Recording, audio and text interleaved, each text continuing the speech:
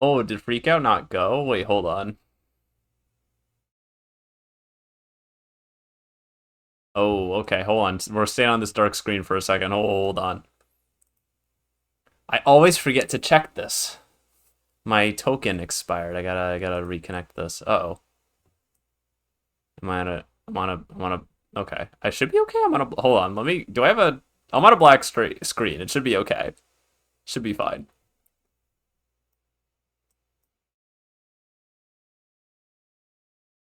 It's not gonna do anything. I need to reconnect it. Hold on.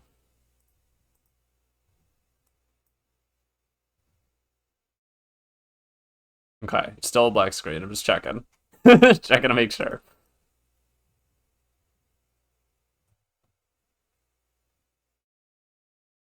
Okay, close that.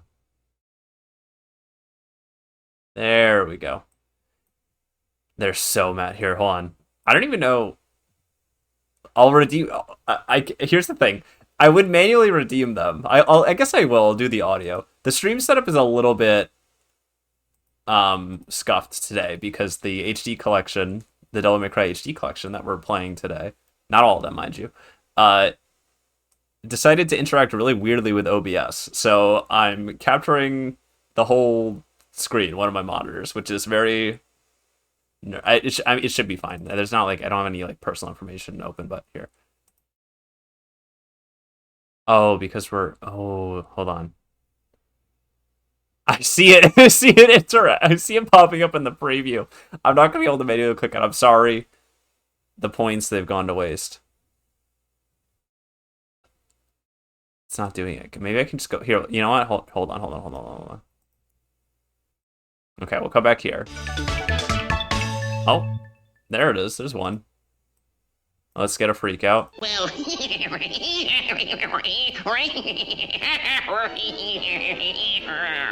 Okay. We got a few more tips. Hold on.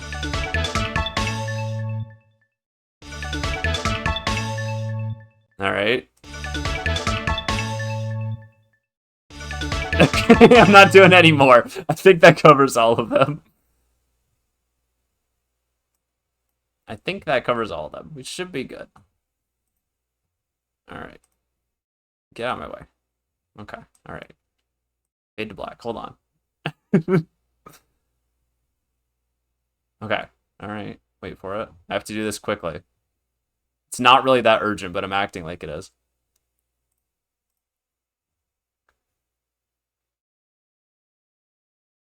All right, we made it. I see it. I see the preview. It looks fine. Okay, we're good. It should be okay. I see the audio popping up for the game as well. Oh, perfect. We got a little demo. In crunchy PS2 FMV that they did not redo for the HD collection, so it looks even worse. I put slow in. At least one of them, I think one of them played that you did. I counted. Maybe. Okay, let's play the game. Let's play the game. I'm recovering. I think everyone knows the context, but I watched the Devil May Cry Netflix show with my brother. It was quite dreadful. The first couple episodes, left me with some hope. The story was kind of mid, but it had some neat set pieces, and I was like, okay, this is about what I was expecting. And then the farther it got along, it just continued on a steady decline until it ended up wrapping, being one of the worst pieces of media I've ever personally experienced. I'm sure there's plenty of worse things out there, but it was quite the show. Here, enjoy this again. Hold on. Get some of that cheesy 2000s action in there. Let's rock, baby. Yeah.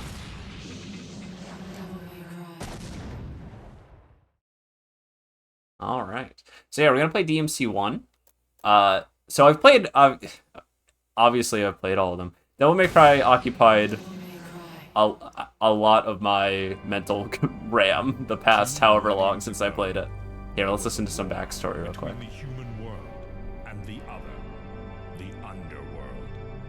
But somebody from the underworld woke up to justice and stood up against this legion alone. His name was Sparda. Later, he quietly reigned the human world and continued to preserve harmony until his death. Wow, he sounds like a cool guy. The legendary Dark Knight, Sparda. Sounds like a really cool character. I hope they don't write him to be just kind of a dumb idiot in the Netflix show. That'd be bad. I mean, to be fair, he doesn't have any speaking roles anyway. That's besides the point. I'm going to be talking about a lot of things that I really like about the Devil May Cry series as I'm going through them again. But I won't be able to help myself about comparing them to the adaptation. So it was bad enough I'm considering rewatching the anime they did in like 2004 or 2005. Sorry, we closed at 9. Again, no password. I can't seem to get any real business. Whoa, slow down, babe. Well, what do we have here? Nature calls? It's in the back. So, you must be the handyman who'll take any dirty job. Am I correct? Almost. I only take special jobs, if you know what I mean. You're the man who lost a mother and a brother to evil 20 years ago. The son of the legendary Dark I hate it when I Knight lose family members to Mr. evil. Dante. Well, the way That I bastard. figure it, in this business, a lot of your kind comes around. And if I kill each one that comes, eventually I should hit the jackpot sooner or later. In that case, you should be used to this sort of thing.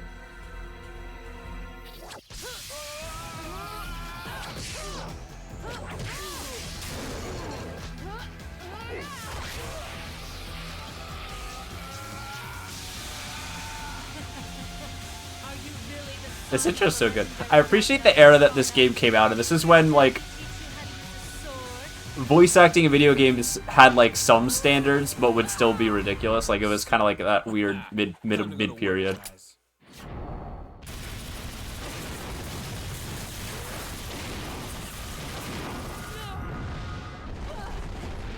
No. Even as a child, I had powers. There's demonic blood in me. What strength? You were the first one to know about my vengeance. Looks like I'm getting closer. You were the first one to know about my vengeance. My Metal Gear Rising vengeance. It seems that way, but I'm not your enemy. My name is Trish. I'm not your enemy. I just electrocuted you, beat the shit out of you, stabbed you with your sword. Don't worry about all that. I'm not your enemy.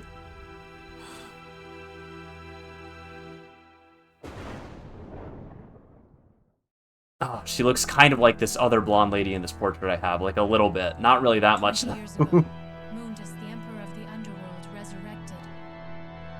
Mundus. Yes. His powers were sealed by Sparda. He's attempting to gain control of the human world once again. He has been preparing to open the gate on Malay Island. Spelled Mallet Island.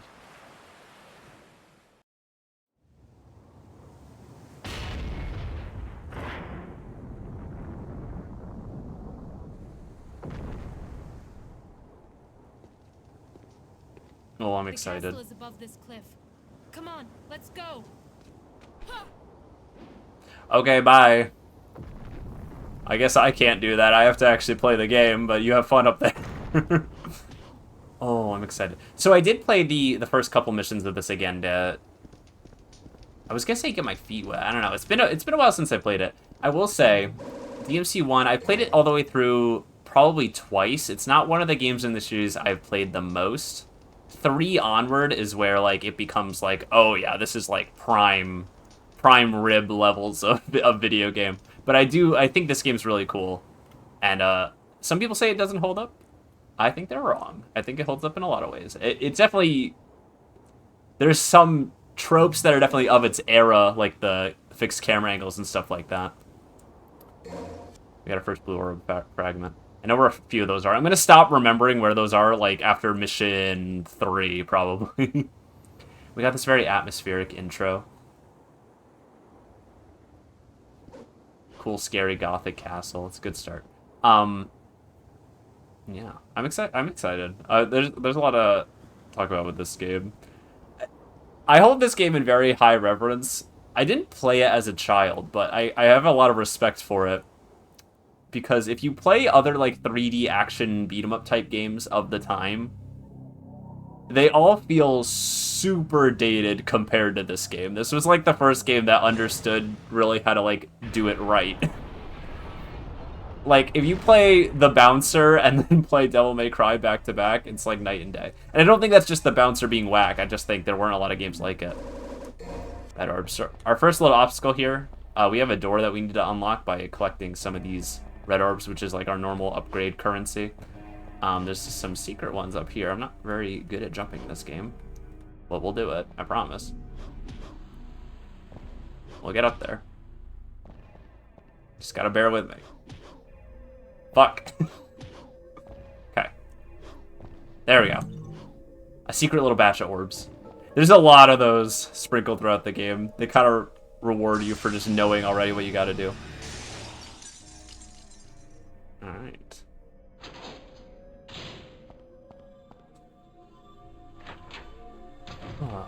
So if you're familiar with Resident Evil, this game has a lot of tropes that are kind of from that, that come from that series as well. People didn't really know how to classify this game at the time. Some people thought it was a horror game because it was so aesthetically similar to Resident Evil. And Hideki Kamiya, the director and brainchild of Devil May Cry, did, well, he's not the brainchild, he's the brain father, did direct Resident Evil 2, so, like, he did have experience with that series as well. Scary marionette. So the thing to do would actually be to run away from these guys, but I'm gonna fight them because I'm cool. Whoop.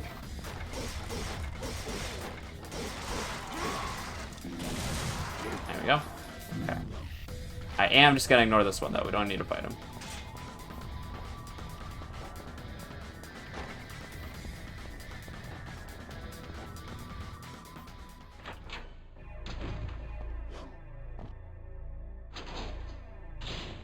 Also, he's not lame and cries all the time. It's not true. He only cries when it's appropriate. Leave him alone. Inspect this door. There'll be no mission as long as my masters are here. We gotta kill some enemies. But first, we have to jump up here. More orbs and another blue fragment. Blue orb fragment.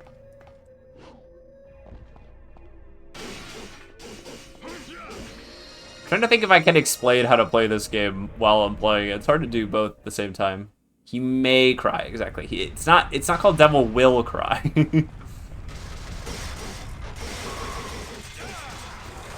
Oh, get off of me.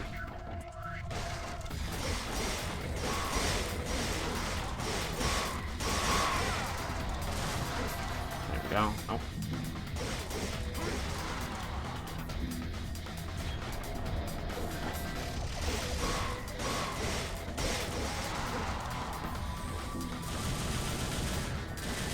So you got gun shoot move. So there's a common misconception about this game that the guns are not good. They don't do a lot of damage. They're actually very useful for a lot of situations, and we'll see that as we go on. You have some main sword combos. Give us like Legos to me. I don't know what that means. I don't know what that means.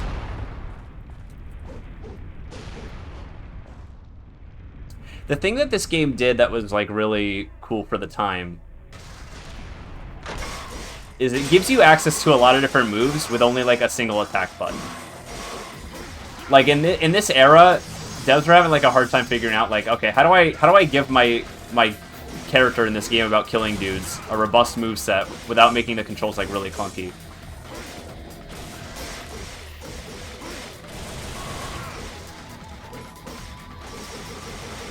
So we have, like, a basic attack button, we have, like, a normal 3-hit combo, and then this game has these little pause combos where if you wait a little bit before pressing the attack button again, you can get a different string. So if I just do a 3-hit combo, I'll do that.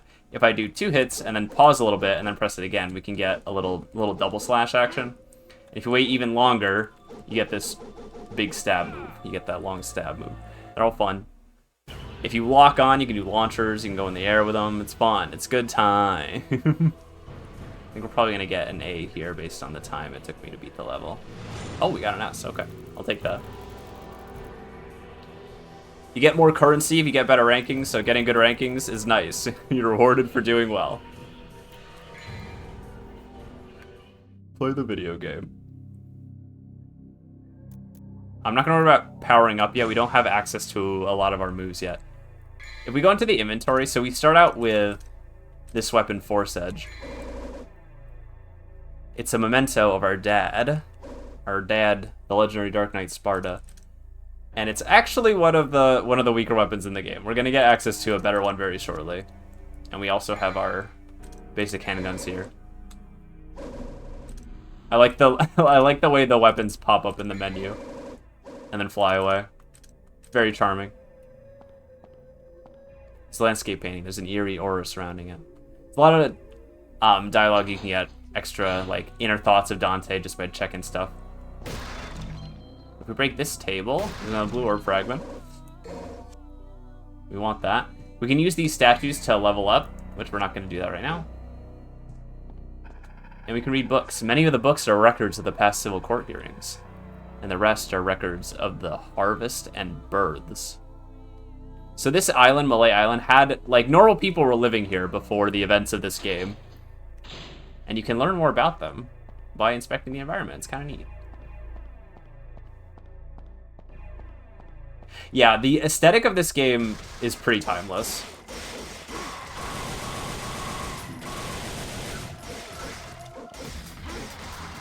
So for close quarters, sword definitely outpaces the guns of damage. But there's a lot of smaller areas that have, like, in a longer hallway, like if I'm this far away and I'm just mashing the shoot button, I'll kill an enemy faster than if I'm not, basically. Than if I'm running up to them and hitting them. There's a sculpture of a female in agony with a sword pierced through her chest. Wait, I can hear a voice. I am Alistair. The weak shall give their heart and swear their eternal loyalty to me.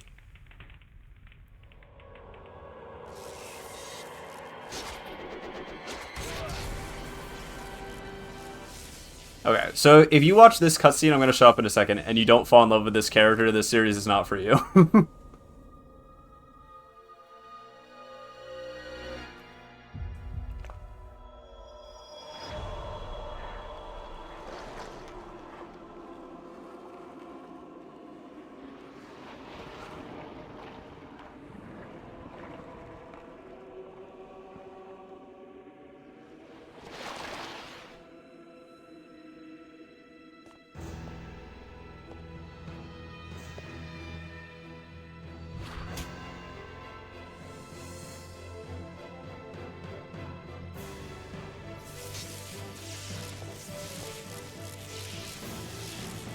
He did that the worst he could have. Yeah, but it was awesome. I love the way it's directed.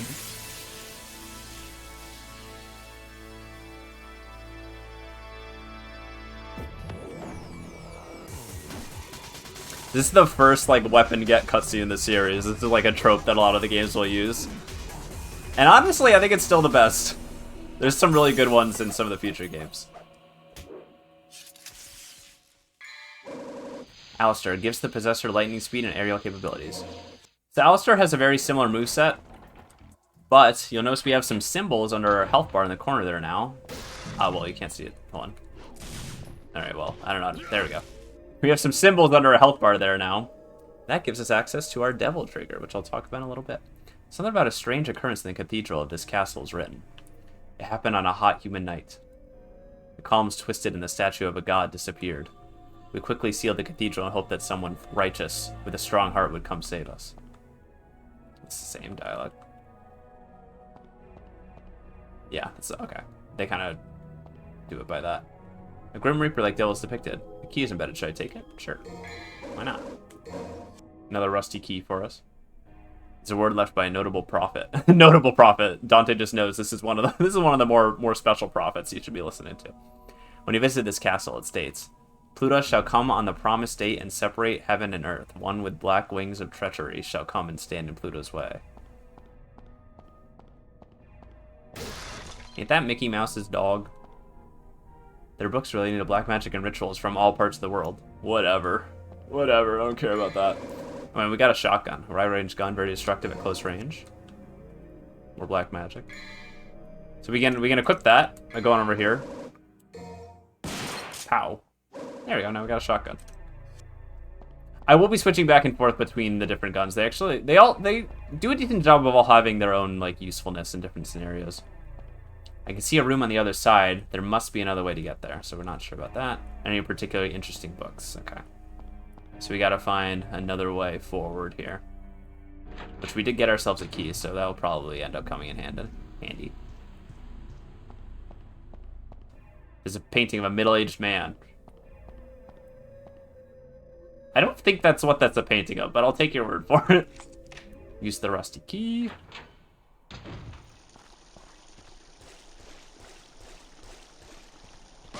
Ow. There's an immense power that will not allow anyone to get closer. Before I can confront the lion, I'll need a sign. Alright, whatever you say.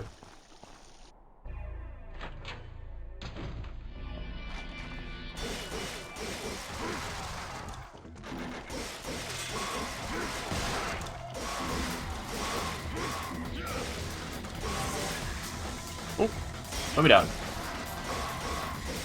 So these, a little weird thing about these enemies, the puppets, they have variable health values. Like, they have a range of health they can spawn in with, which is very much a holdover from, like, the Resident Evil era, where you would get, like, zombies that have a indeterminate amount of health to make you, like, unsure about how many bullets you can use to take one down. The puppets also have a variable amount of health. And the different colors indicate different levels of strength, with the red ones being the strongest and the blue ones being the weakest, and all of them have their own individual ranges of health they can have. Oh, someone shoot that. Someone shoot that. Get rid of that. Ew. We're getting introduced to a new enemy here. I haven't talked about the style thing either, which is another thing this series is obviously extremely famous for, but I'll get into it at some point. Thank you, babe.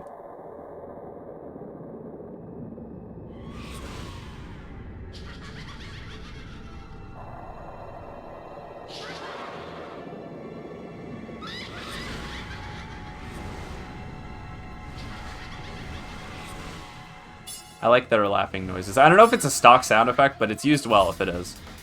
Okay, so we're gonna let these guys come over here. Oh, I fucked up. Hold on. There we go, that's one. Ow. That's two.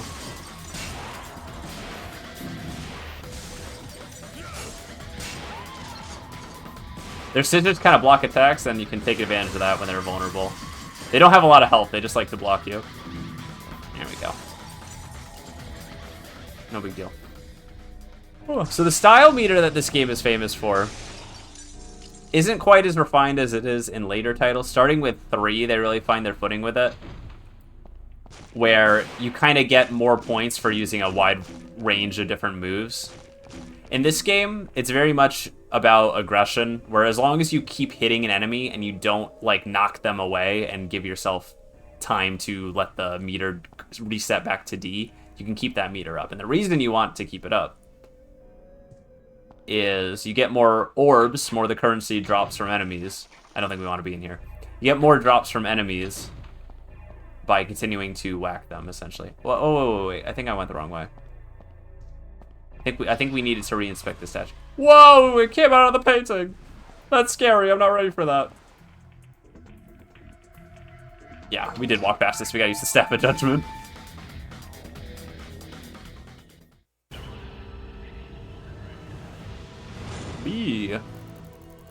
I'm okay with that. The rankings in this game very weighted on time and the orbs you collect. Basically, those two things are what we're looking at. And I think it's specifically more so towards time. In the later games, it will be more about the stylish meter, but again, in this one, it's a little bit more primitive. I guess primitive is the word I would use. Where is my save data? Why is it all no data? That's weird. Okay, I'm not gonna lose sleep over that.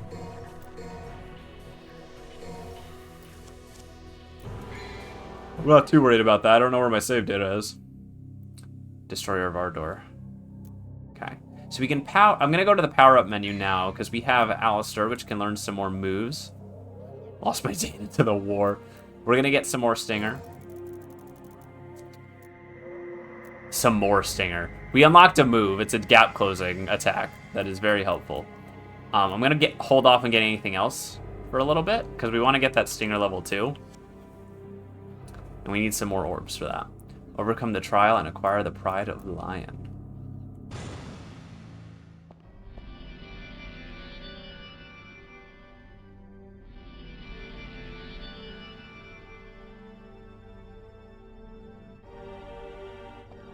I believe if we go into the action menu, we can see the moves we unlocked. So while holding RB, which is the lock-on button, it is, I'm using a PlayStation controller, but it's reading as Xbox controller, so if I say the wrong button, that's why.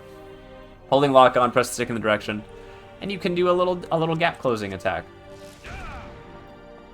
That was their extremely intelligent way of giving you access to a lot of different moves without without requiring you to remember like a bunch of different buttons. Primary line is only granted to those who choose the path of trials. Cool.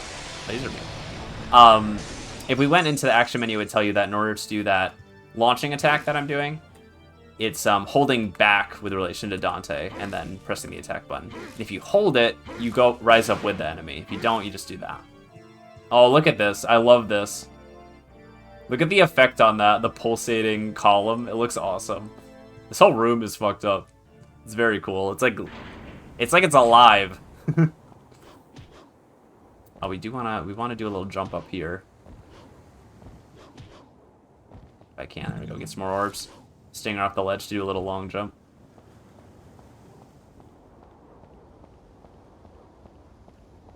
The skybox here is a little bit extremely visible because of the higher resolution.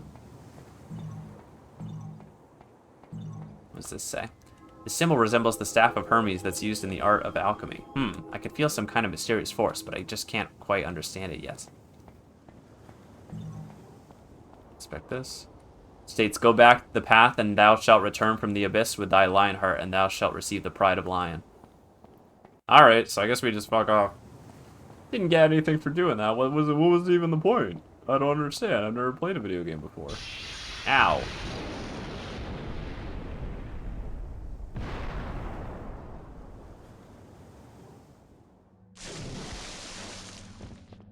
No. Ugh. A really common complaint about the Netflix show is that Dante's a little bit too quippy in that. And I definitely feel that. Especially if you go back to the older, like, this game in particular is very much like a atmospheric, like, explorative game.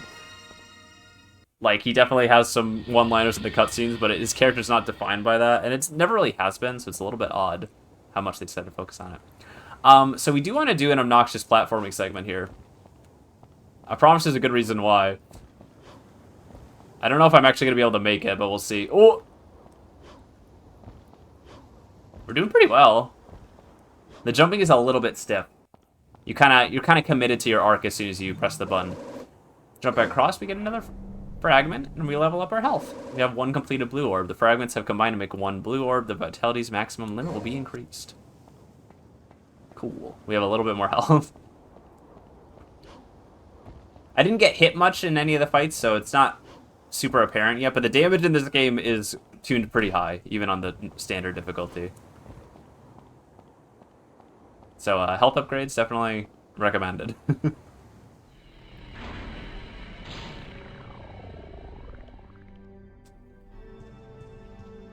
Alright, let's go ahead and claim our little reward. Pride of Lion, a sign of the strong. It allows confrontation with the Lion Gatekeeper.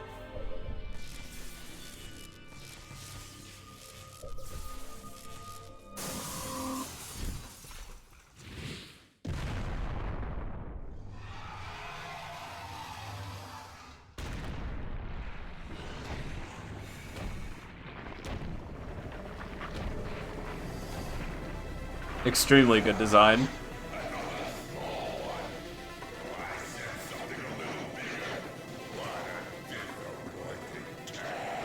What a big surprise. your sake, you got something inside that big body of yours. Donk donk.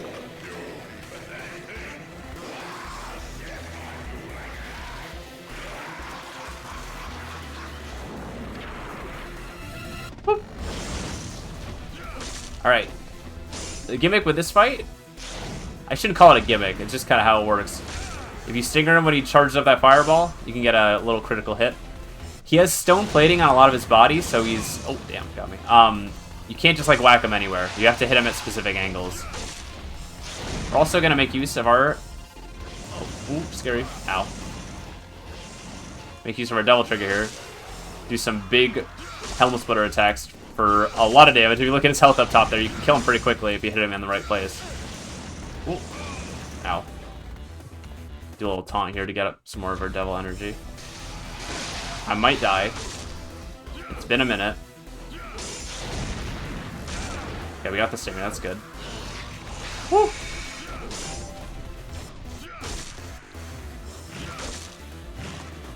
Okay, we have our double trigger again. Might be able to kill him. One more. There we go. Okay, we got him. It was a little scary. Guy looks like the inside of a pizza roll. Damn, let him know, Gerbo. That was Phantom. That was the famous first boss of Devil May Cry. Should be cool. And it didn't look like he died. He kind of tunneled away, so we might be seeing him again sometime. I don't know. I never played this game before. Gonna re-equip our handguns real quick. Ebony and Ivory. What does it say about them? Handmade guns. They do have a specific origin, but I don't remember them off the top of my head.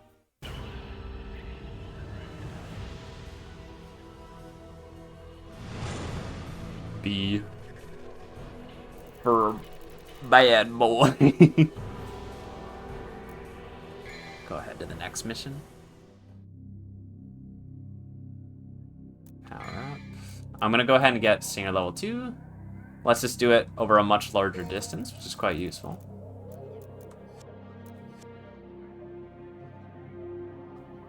And we're gonna do something in this mission. Mark Carter made one, and Stevie Wonder made the other. We're gonna see something that's a little bit of a trope about this series that I don't love, is that if we go back through this door, we can find our first, I say first, we might have already missed one, secret mission. Phantom Baby. Defeat 100 Phantom Babies within the time limit. That's right, we're going on a baby hunting mission. Get hype. Oh. I just went through the door backs. Oops. Oopsie. Let's try it again.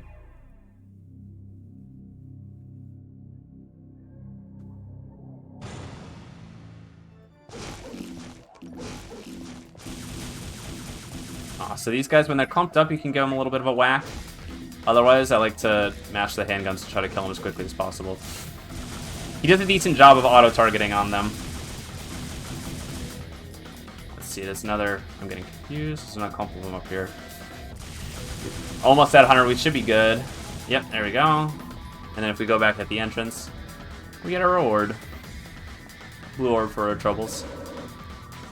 I succeeded the second time. It was just a little misinput. There's around 10 or maybe a dozen of these throughout the game, and they give you extra health, so they're definitely worth doing. It's just finding them can sometimes be a bit annoying. All right, I'm actually gonna re-equip the shotgun.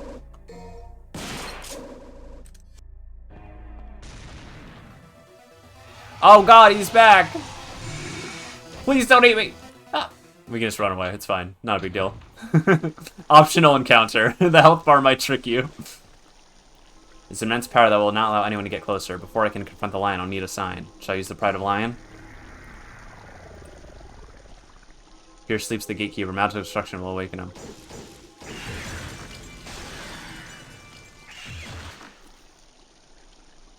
And now we have to fight an enemy that's a little bit controversial for how difficult he is at this stage in the game. First of all, he attacks you right away.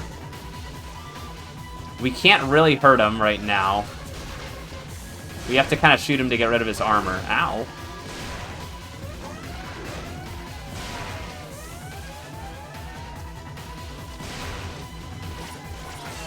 There's a specific attack I'm looking for that leaves him more vulnerable. There it is.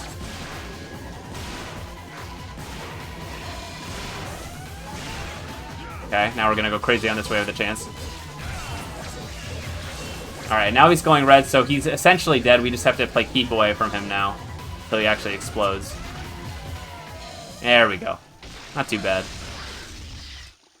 A lot of people struggle a lot with that enemy. I believe I did on my first playthrough as well. Little Miss Input is the children's book I'm writing about gaming. Little Miss Input sat on her bimput.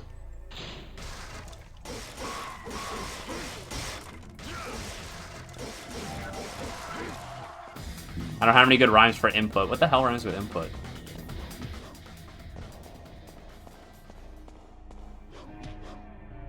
Doing a little jumping up this tower.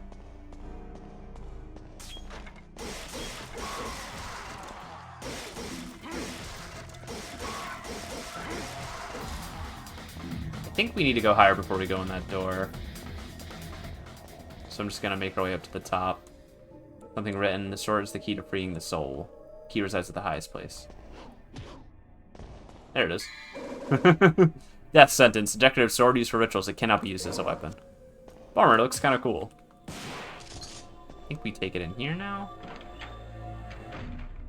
This is a cool room. I like the detail on a lot of the rooms in this game. A lot of cool little rooms. Must have been where the Castellan slept. There's a note left by the Castellan. I think I'm pronouncing that right. Often I feel that the time passes awkwardly around here. In some places, the flowers never die. In other places, they wither ever so quickly. I cannot stay here very long, for I know my sanity will leave me. Alright, a little dramatic. There we go, there are some orbs up there. Thought there were. Oh. It's a portrait of the Castellan and his spouse, placed above the fireplace. Cute. Aw. It's an amazingly beautiful mirror, but still, there's something dark and evil deep within its reflection, as if it's trying to suck me inside. As if it's trying to suck me. There are documents around here that were probably used for diplomacy with the neighboring countries. And while the sun is engraved, there's something right beneath it. The brightness of the guiding light will scorch you. Only those who can bear the light can open the new path. There's also a door here. I don't think we can go. Yeah, it's sealed shut by immense power. Can't go in there yet. But, statue of Fimo with a melancholic expression. There's an opening to place something. Shall I use the death sentence? Yeah!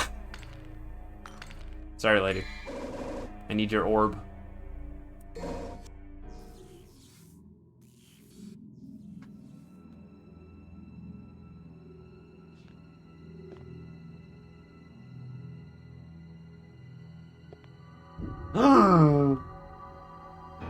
Oh, he's got an evil little smile.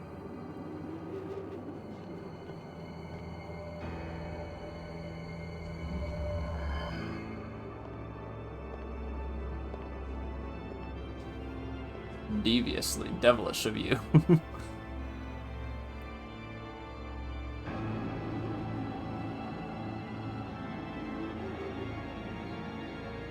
Cool ass design.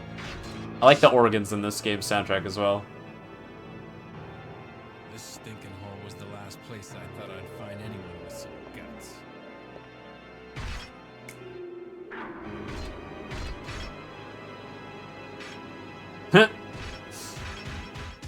This room's too small to fight. Come here. More this way. Word. Okay. I'm game.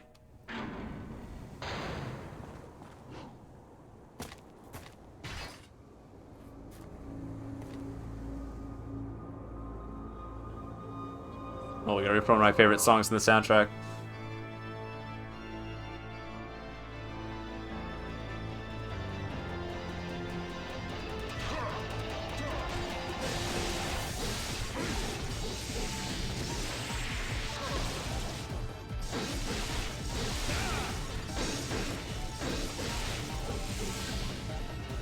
Gotta chase him down. I'm doing a little trick here. So normally you can't attack that fast, but if you're locked on and you do a full rotation of the stick, you can reset Dante's combo strings so let him attack faster. Okay, I jumped into that, that's alright. Which makes it very hard for this enemy to react to us. You might say it looks cheap. I think it's fun. I think it's neat. We gotta follow him up there. I'm starting to get a little more speed on this. Woo.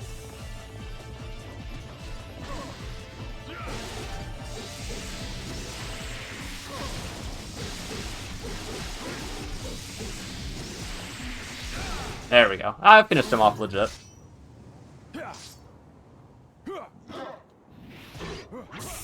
Oh, little fist fight action. He did the same kick that Trish hit him with earlier. They loved a roundhouse in this game.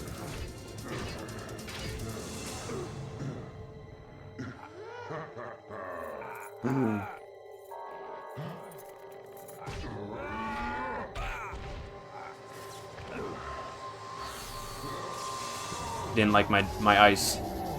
Didn't like my ice. That doesn't match your outfit. I don't know jewelry very well. I'm gonna open a cold one. You guys want a cold one?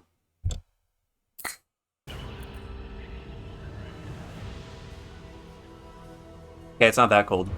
Took it out of the fridge a while ago. I turned my mic up before the stream. I see it reaching around the peak line a little bit on OBS, so let me know if it's a little bit too much. We didn't hear it. I literally watched it pop up.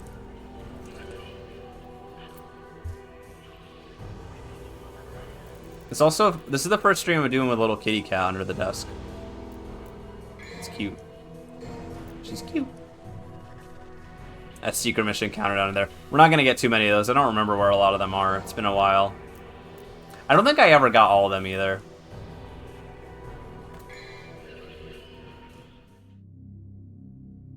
Go to the destination before the power of the melancholy soul fades away. Let's see, we have 1200. Do I want air raid? Air raid's pretty cool. If you use Devil Trigger in the air, you can rain lightning on people. It's fun. We're also going to want to look into this menu a little bit.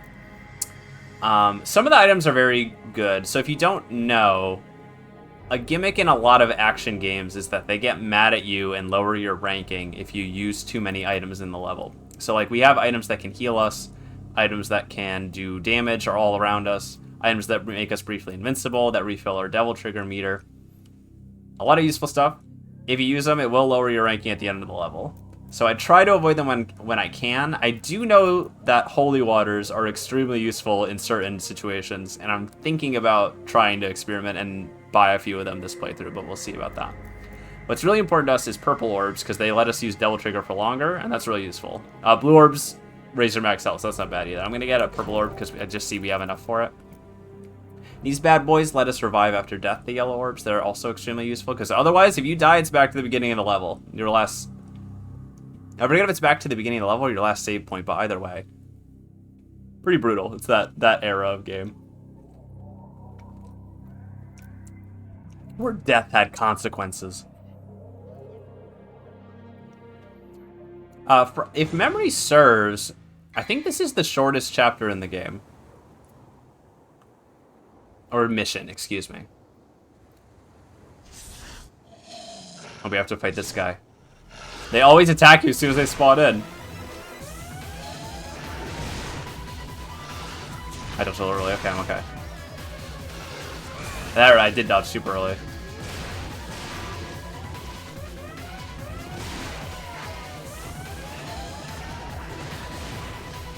They like to go in the ground and become invincible. They're brutal enemies.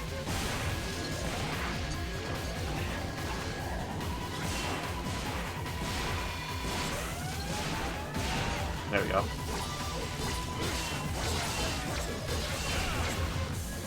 Okay, now we just have to not die. Get away from me. Woo! He's going crazy. They also explode when they die like that. They're really brutal enemies. If you don't know how they work, they will just kill you. You have to at least understand how to fight them a little bit. Boop. I believe there is a blue orb fragment we can pick up, or at least some red orbs.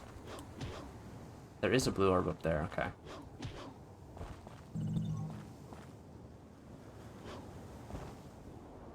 I don't have enough Devil Trigger meter. Ooh, I don't know. I don't think we're gonna be able to reach it.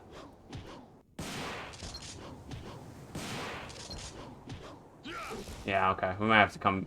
I have to come back for that. We might have to come. Hard to say. All right, now we do this.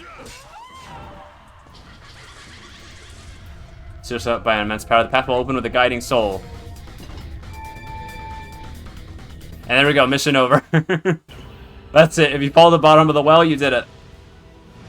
Nice. And the ranking bonus for that is a lot more than if we like stayed and tried to fight all the enemies and stuff. So it's definitely worth it. We'll do a little save, honestly. I'm happy about that. It's a really short mission, but also like just having that currency is really nice. Okay, Evil of the Waterways.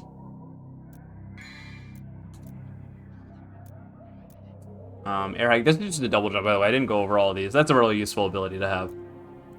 Round trip, though, sort of like a boomerang. That's a fun one, but I would say in terms of priority, it's probably the lowest priority on this list.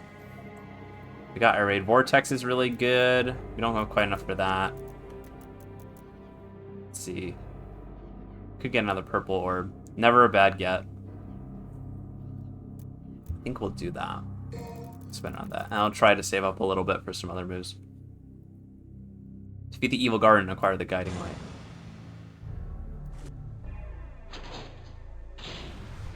I kind of want to go back for that blue orb, but it would require climbing all the way back up there. Well, we'll do it. I want it. The fact that I saw it is making my brain go, you have to pick it up.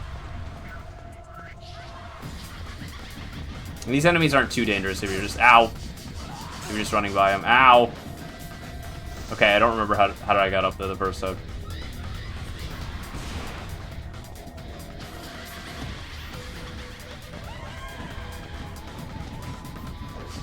Can I not get back up there? Was this gunk here before? I don't remember. Maybe you can't get back up yet. It kind of seems that way. I might have just missed it. Should we reset the mission? should we reload? Yeah, let's do it.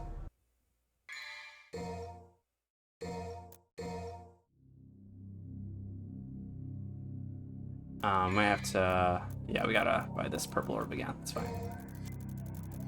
It would probably be worth it to buy a holy water. So we're gonna fight an enemy in this level that is a little bit tough and a little bit annoying that we could pass with a holy water, but... You know me. Little sewer level. Never hurt anyone.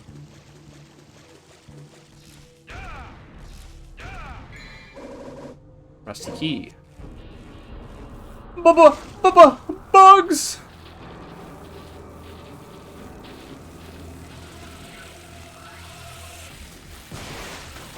This enemy would reappear in Resident Evil 4, kind of.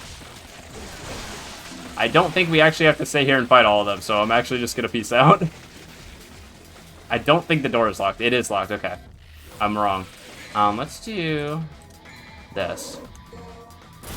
So one thing Devil Trigger does that is super useful is it will actually power up your bullets. Turn into these little lightning blasts, and these are actually extremely powerful and good at wiping enemies out very quickly. That is actually also pretty good at auto-targeting.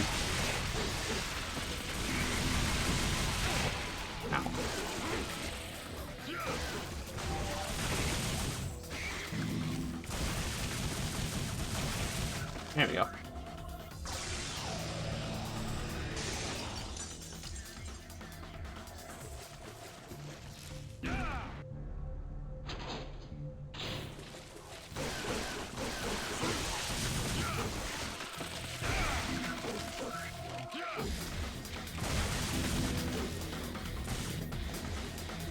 I think I want to ignore some of these guys.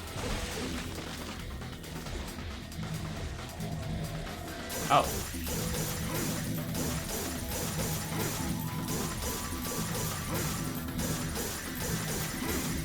Cool camera angle.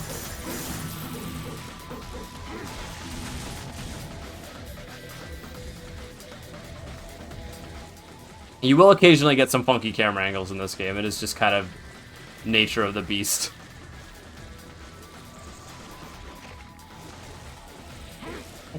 Didn't want that. There we go.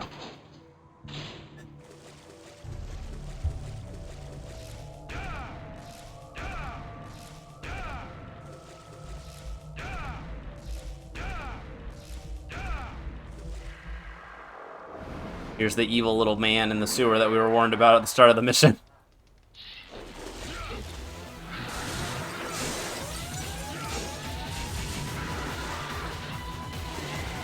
They used to go in this extended drill attack that is a little bit brutal.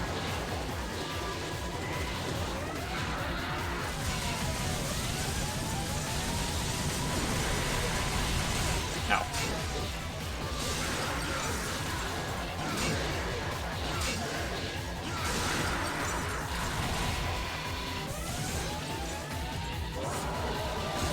Ow.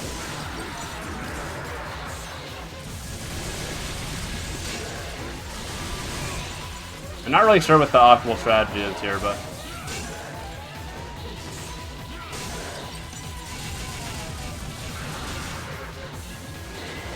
Ow. When he does that, I like to jump for the wall to get out of the way a little bit.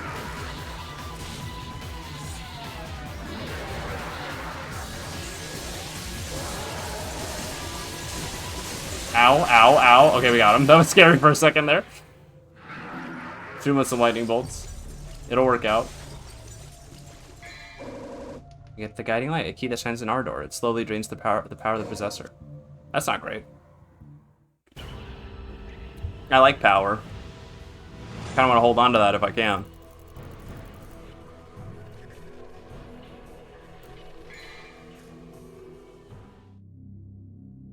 Return to the bedroom before the guiding light absorbs all your vitality. So we're gonna die a little bit in this level. Hopefully not actually die, but like it drains our health. So I'm gonna buy one of these just so we have a little bit more max health. Because we can afford it. First one's pretty cheap.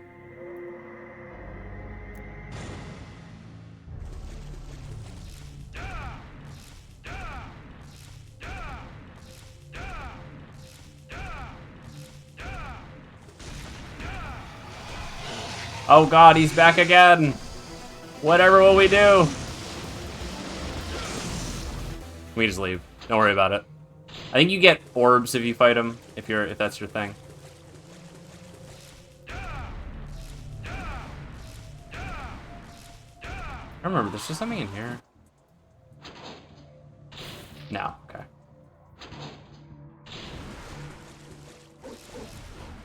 Oh. Camera angle. Got a little weird there. Oh, we do have to fight these enemies, okay. Alright, I'm gonna equip the shotgun then real quick.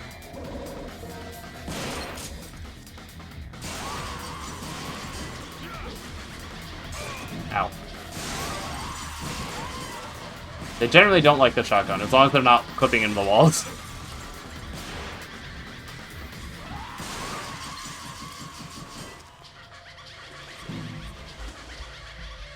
Ahahaha! They like to laugh. They're having a good time. So am I. I'm having a good time.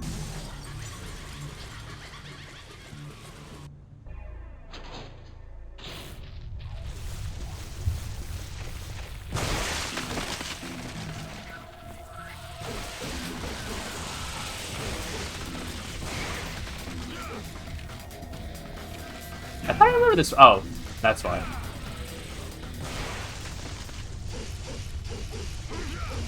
We gotta hit this. Now this will take us up. We might have been able to do this last level too, but I forgot about it. Whee! Fucked up. That's okay. I'll take the walk of shame.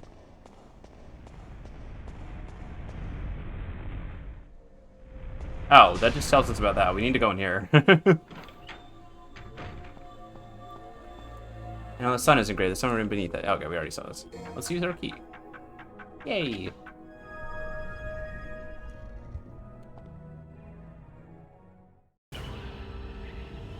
Another short one. No sweat. Well, no short. No sweat.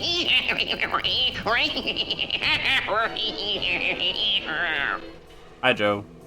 I had to wait for the end of the freak out before I could say hi. Whose fault is that? Certainly not the person who added it as a redeem. I'm thinking this is going to be a 2-stream game. Possibly 1 if we do it fast enough, honestly, but it depends on how late I want to stay up. This game's pretty short unless you're dying a lot. How do we get...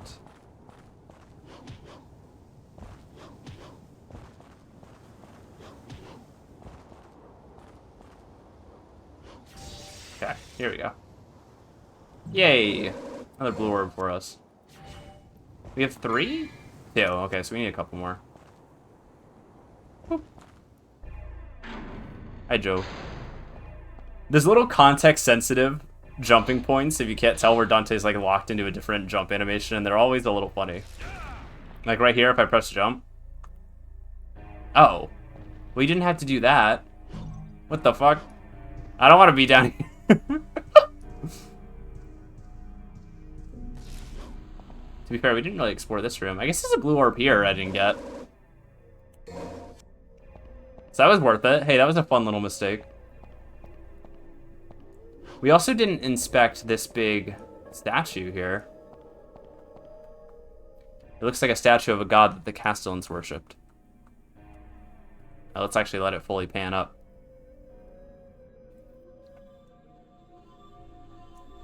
Another eye on the forehead. Interesting little design there. Wasn't sure if this one had a... Yeah, statue of a knight who's leaving for a war with the divine forces. Yeah, whatever. What I'm saying.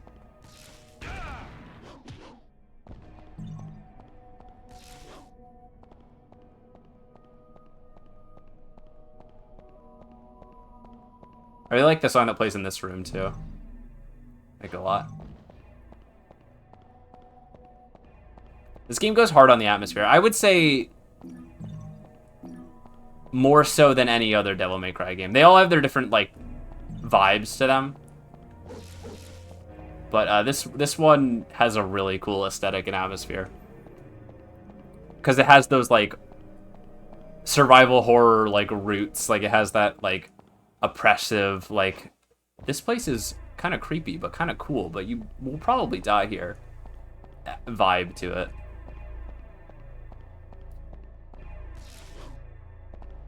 God, that was a big jump. I'm not sure how to get back up to where we need to be other than just going back through the doors we went through before. There might have been a more convenient way to get up there, I'm not sure.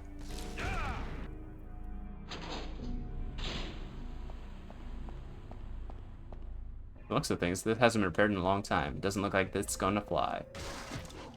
Hi, friend.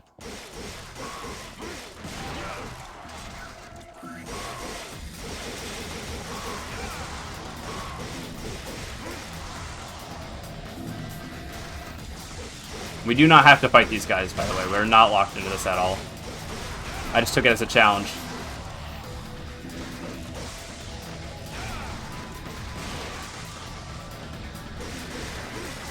So if you're watching the style meter in the corner there, I guess it's a good time to talk about that. Low stakes.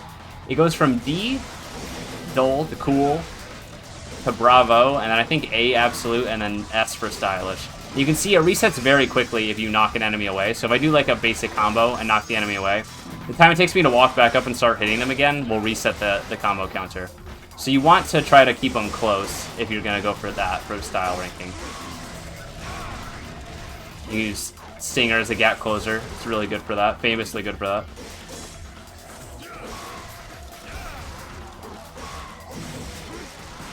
There we go. I don't think we're in the middle of a mission right now either, so I don't think we're being ranked on, like, time. Hi, guys. Is there a... I'm gonna... Well, I'm gonna respawn the enemies in here, I guess. I'm gonna go back here in case there's some kind of, like, secret mission down here. I don't actually remember if there is. No, it doesn't look like it. If it doesn't immediately load one in when you go into a room, probably not. The other thing, if I remember correctly, is that some of them are only available on specific missions, unless I might be misremembering that, but I think that's the case.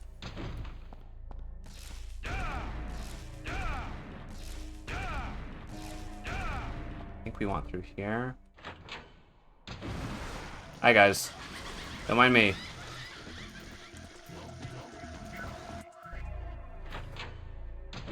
That's not it.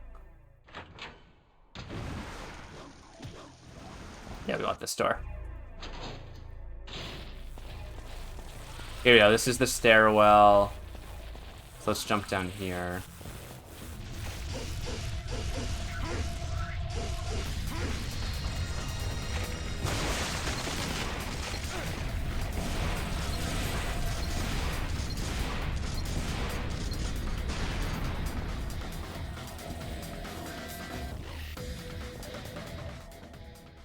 There we go. That wasn't too bad a diversion. We just had to remember where we were going. Okay, this time we're gonna jump while we're running, and Dante will clear it, no problem.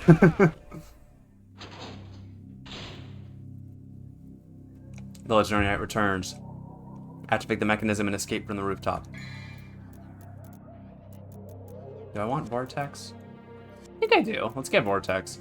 This is a dash move we can do in the air, when only with Devil Trigger. It's quite powerful. I think we want the level 2 as well. At some point. Definitely one of the more useful abilities for both combat and traversal.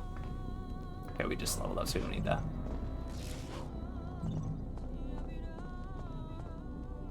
If you ever need to make a jump and you're not sure, do a stinger at the ledge. You will probably make it. He goes very far if you do that.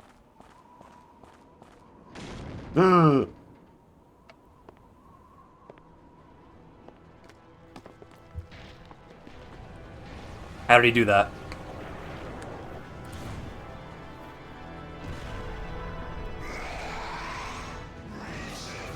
He's back for more.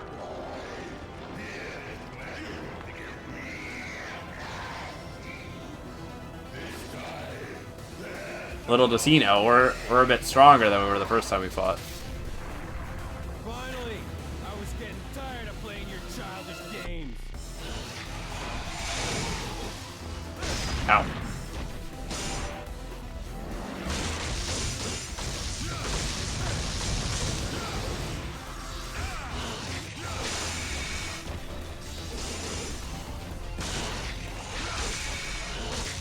Ow. I got a little too slap happy there.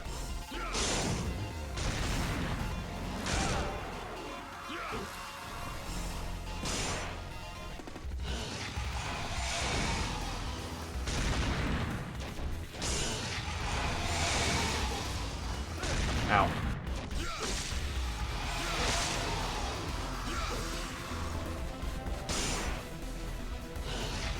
If you see my Devil Trigger gauge go up like that, you ever see me do this animation with Dante where he does that little come on thing? That's me taunting to refill my Devil Trigger gauge in the corner there. Extremely useful to do. It's a pretty fast animation, and having more of that is always useful. Look at how much damage that did. Oh. A little bit more, we should be able to finish him off. Oh, you see one more hit? Move your arms. There we go. FMV. Yeah.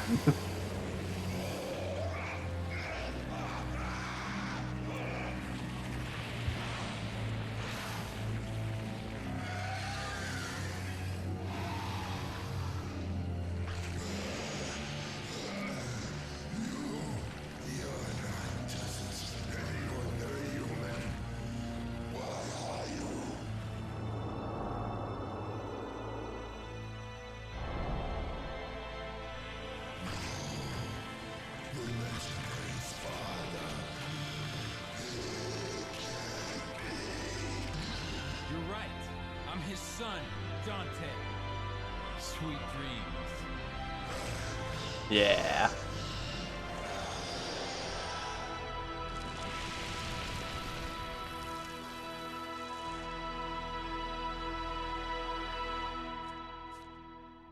You're right, Grimace. I'm very upset the show ruined. To be fair, people, I don't. It's not a great portrayal of Dante. There are much worse problems with that show than its portrayal of Dante.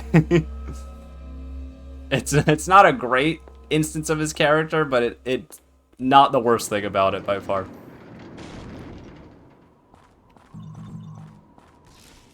Whee! Oh, cool. I didn't even know it was there. Just lucked out and do another orb.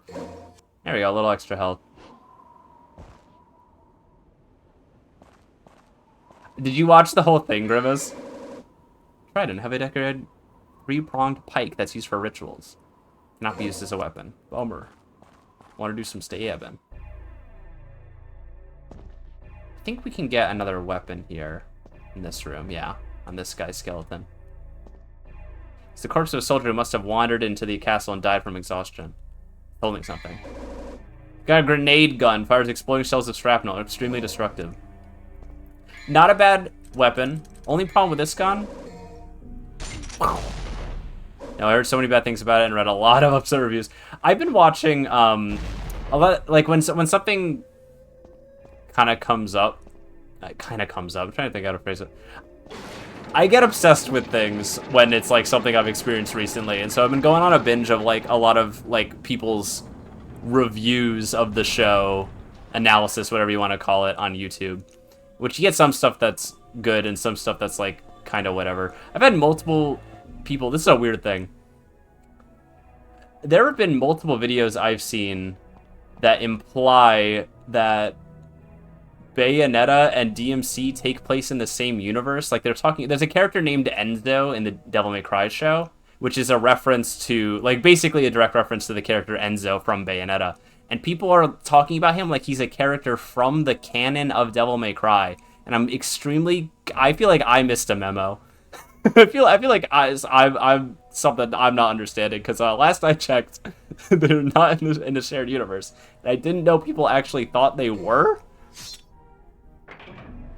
I'm a little confused. It kind of feels like I entered an alternate reality a little bit. And I don't think that's even me being like a nerd over the franchises. Oh yeah, this is a time limit thing. Does the Bayonetta reference Dante's mother? I don't remember where I need to... I'm sorry, I'm thinking about where I need to go as well. I can't think of an instance... Like, there's some... Here we go, this is where we need to go. Beautiful. There's some, like, references and stuff like that, but they don't actually have a shared continuity. It's just that Hideki Kamiya was, like, the creator of Devil May Cry, and then he was the creator of Bayonetta. So, like, Bayonetta has a lot of DMC references. Like, this spider boss, Phantom, straight up is in Bayonetta. Like, he's a demon that appears in all three of the Bayonetta games, actually. But that doesn't mean they're, like, a shared continuity. It's just, like, references. I don't know. Because Bayonetta is very DMC adjacent, but, like... I don't know. Like, if you play Nicktoons Unite, I don't think there's an implication that, like, when SpongeBob talks to Danny Phantom and then you watch an episode of SpongeBob, you're not supposed to think in the back of your mind, like, Danny Phantom could walk through the door right now and I would just be like, oh, that's a normal episode of SpongeBob. You know what I mean? I don't know if that's even a good comparison, but I feel like I'm onto something.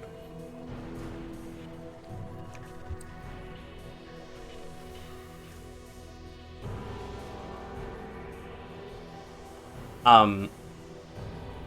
want to be a nerd for a second and talk about something that I think is really well done in the Devil May Cry games that is extremely hard to replicate when you adapt it to other forms of media. It is a little bit like an alternate universe. They have a lot of similar themes, and I mean, Bayonetta is full of demons and angels and stuff, and Devil May Cry I don't think has, outside of the reboot, specific references to heaven, but it does have a lot of, like, angelic-looking creatures as well. So, something that this game does... This music's a little loud. Let's get off the results screen. Let's get to the mission... The pre-mission screen.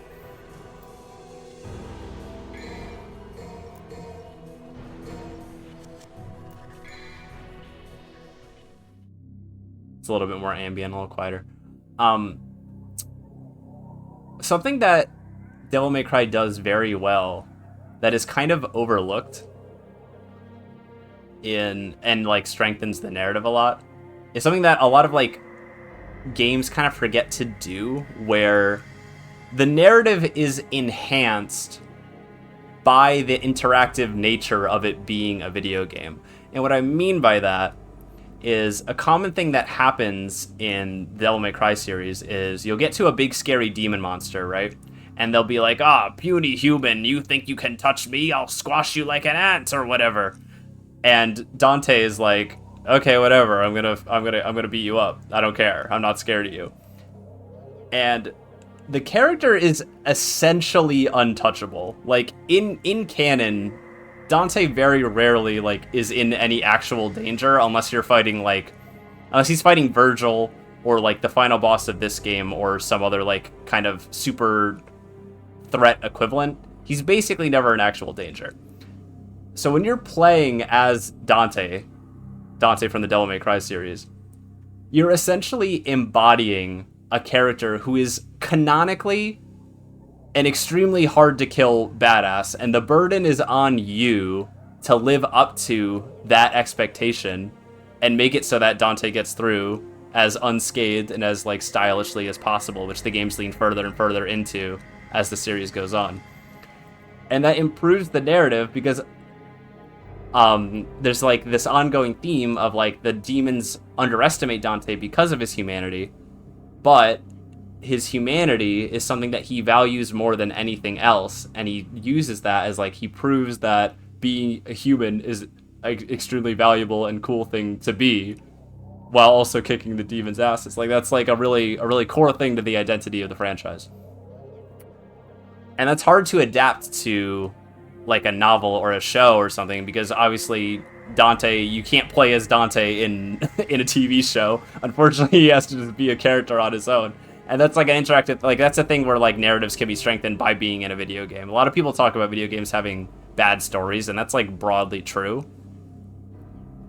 But there's also like a trend of games leaning into being very cinematic and trying to tell their stories that way, which can also be weird because then it's interrupting the flow of the game. I think Devil May Cry manages that very well, because by playing the game, you're enhancing the narrative by playing the game well. I think that's really, really, really cool, and something that not a lot of games do. And that's awesome. Was the novel canon? I believe the novel's... I think there's a manga adaptation of the story of Devil May Cry 3, and I think... I'm not sure if that's canon. I think there is a canon novel, though, because I know there's references to Nero in extended media that is canon to like his backstory and expands on like his character. I don't know what all of it is canon though. I couldn't tell. I don't have an encyclopedic knowledge of like what extended media is canon and what's not. The reboot obviously is its own continuity, and the Netflix show is its own continuity. I believe the original anime is canon, the 2007 show. The Netflix show is its own thing.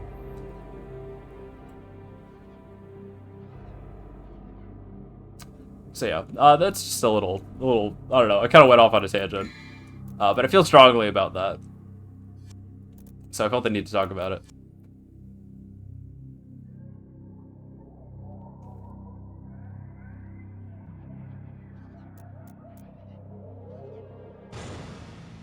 I didn't read what the mission objective is.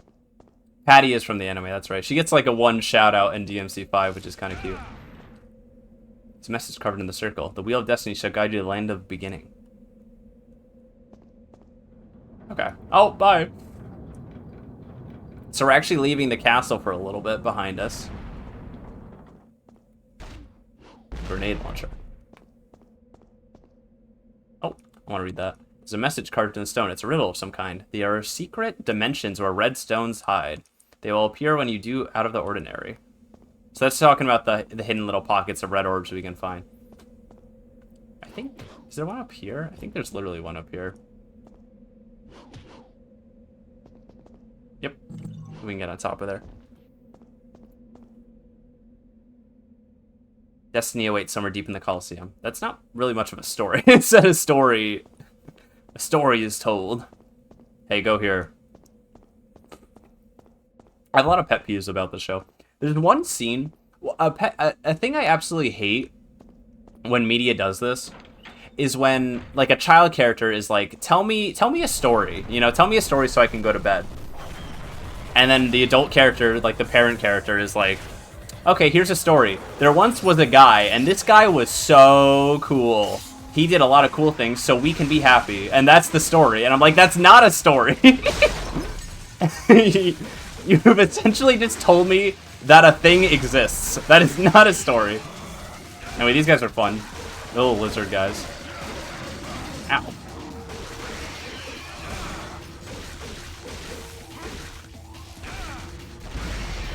Grenade launcher. Battle theme's really good in this game, by the way. Semi-Cannonball has been retcon. That makes sense.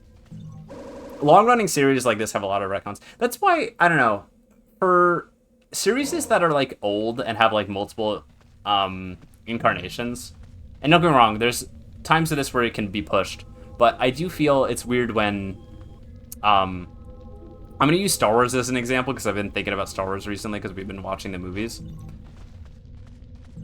Star Wars has touched the hands of so many different creators over, like, it's been around since the 70s, right? It's like 50 years old. There's been a lot of offshoots of media that have been created by other people. I think it's okay for people to create content. I don't like the word content. I'll say media. Create media for stuff that takes place in that universe that doesn't necessarily require them to have like an encyclopedic knowledge of everything that's canon and non-canon. And like it's like, how could you even do that? It's extremely hard to have extensive knowledge about every aspect of the thing you're making if it's like a big universe like that. I think I made a point. Yeah, there's a point there. There's a decoration for summoning two knights. It appears as though they're fucking. Should be holding something. Words are carved beneath the decoration. The shields that glow with light and a pair of lances shall lead to the battleground.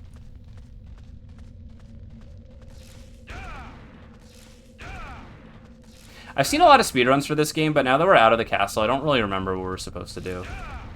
I know this is locked. A pair of flames that dwell with strength will open the path, so we need to light the flame in that empty one, which we can't do yet.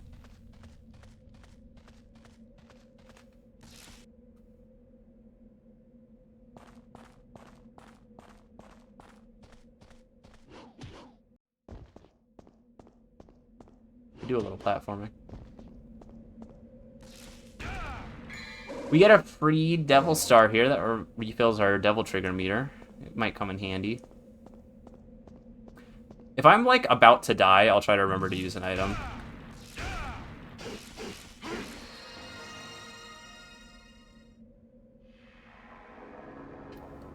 Alright, we have to do a little famous Devil May Cry platforming segment. It's a little awkward.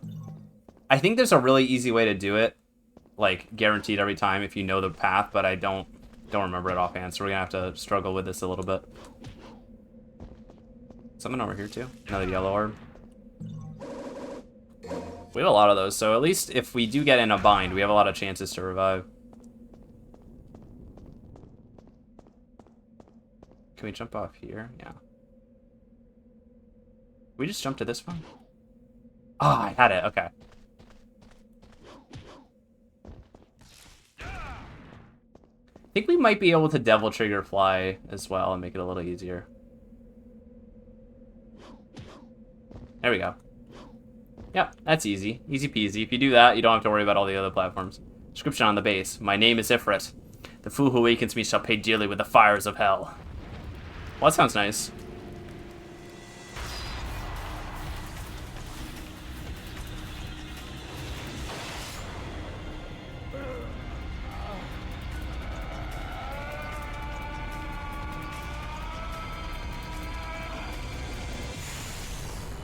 It's fine. Ifrit, flaming gauntlets to give the possessor increased powers. We get our proper second weapon here. It does fun kicks. Try it out a little bit. Ow, ow, ow, ow, ow. So Ifrit's gimmick is we can actually charge up its attacks to do some extra damage. Ow.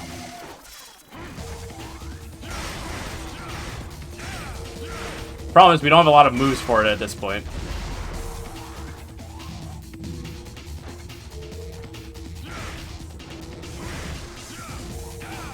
Since we're starting from scratch on the moveset.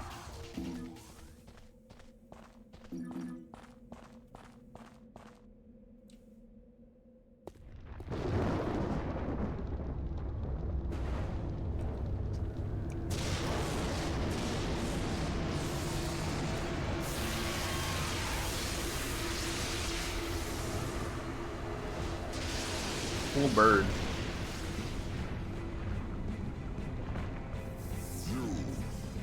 Are you the human, the son of Sparta who challenges the darkness for this? Block off, Featherface. or Block you can off, stick around and Featherface. Find out the hard way. Iconic line. We don't actually want to fight him. We'll do it later, don't worry. That's Phantom, don't worry about him. Wait, no, it's not. That's Ifrit. No, what's his... Wait, I'm blanking right now. Griffin. We can read up about the enemies, I forgot about this. You kind of unlock... So that's a 6 out of 7 at the bottom. I think you unlock, like, different passages. I don't remember how you do it. Like, we have, like, different bits of lore about the enemies.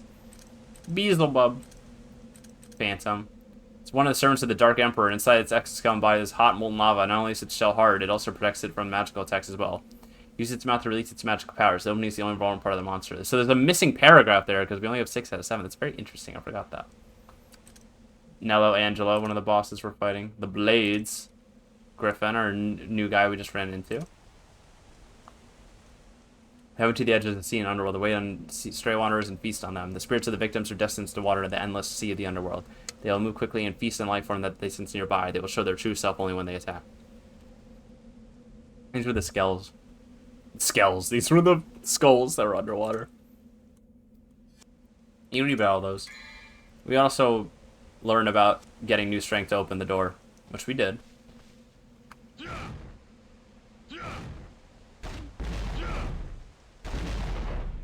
So, the HD collection added a little quick select option, so normally in the original game you would have to go back in here and manually switch to Alistair from Ifrit, but if you just click the left thumbstick, or is it right thumbstick? Right thumbstick, you can switch on the fly like that.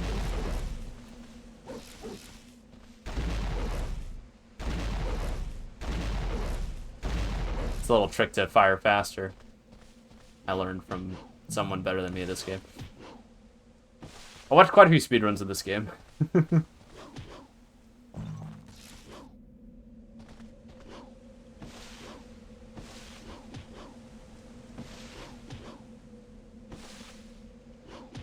sure how we get up there.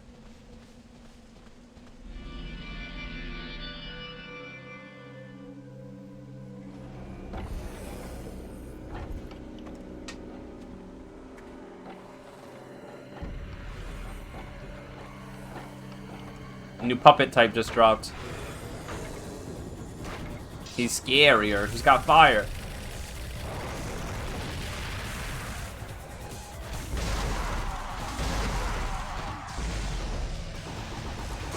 Ow. Try to get that before you hit me. Okay, I think that's how we do it. There we go. Look at that. That was kind of sick. You can jump off the enemy after uppercutting them and then jump off the wall for more height. That's really cool. So we got a free holy water there, which is pretty helpful.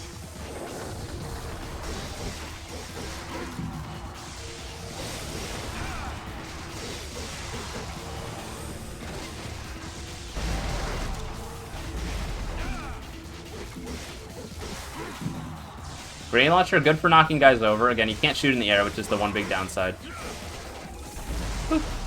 But it does a lot of damage. Oh! Yeah, those guys can just kind of eviscerate your health out of nowhere.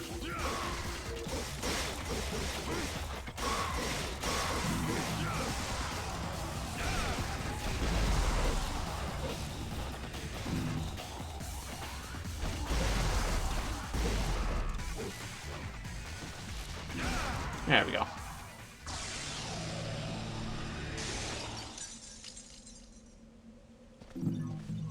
I'm really glad I got up there to get the free holy water. I know that one specific place that we're absolutely going to want to use one. That I just can't be bothered with. Anything up here? No.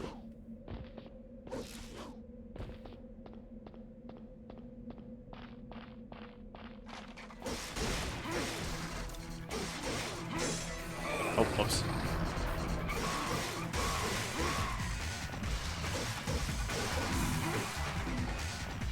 Okay, nothing over there. can destroy that grave, so I'm not trying to inspect it. I think this fight's optional, actually.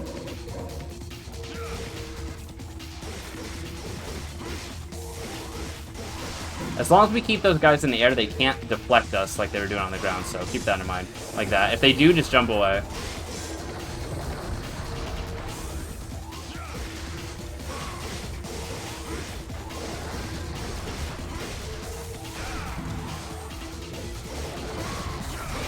Ow. Or roll. You don't have to roll. Ow. Not like that.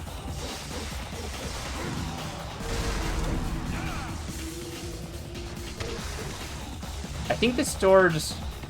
200 red orbs. Okay, that's all we need. So that's just a grinding spot, I guess, if you don't have enough. I don't really know why that's there.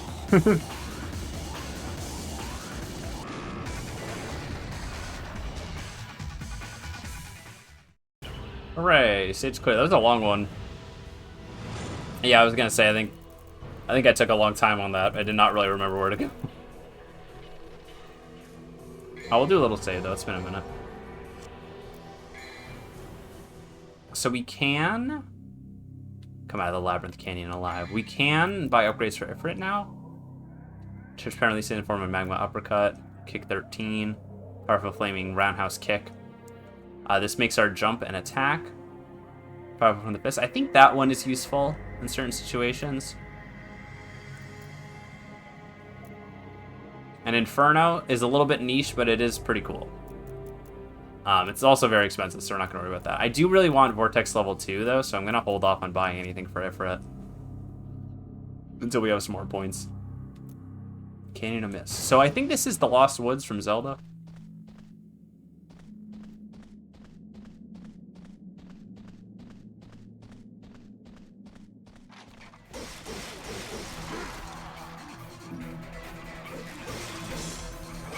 Oops.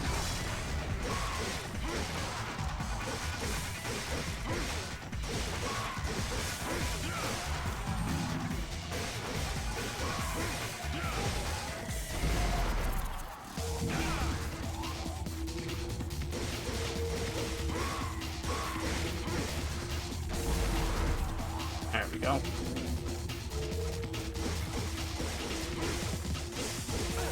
Ow. Oh!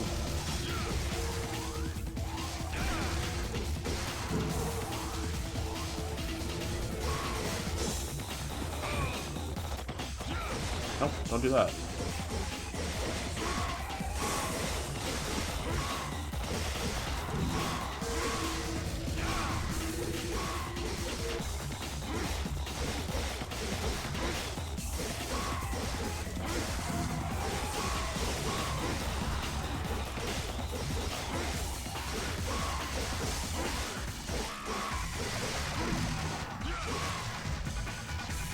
Sorry, I got lost in that a little bit. It's a riddle of some kind.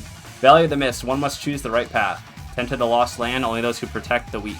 Light shall have the power to decipher the right path. That's subtitles are hard to read on that background. So this ball of light will go hide out in enemies, and will only show you the right way if you kill it, the enemy it's in. And that's the only way to know for sure. You can kind of tell based on what path it starts to go down. But if we pick the wrong one, we go back to the beginning. So we're gonna have to take care of these guys. Just to make sure it keeps moving. Thankfully, Grenade Launcher makes quick work of those. That was easy. Okay, so we should be good to go through here. I believe it is random. I don't think there's a set path you can just always take.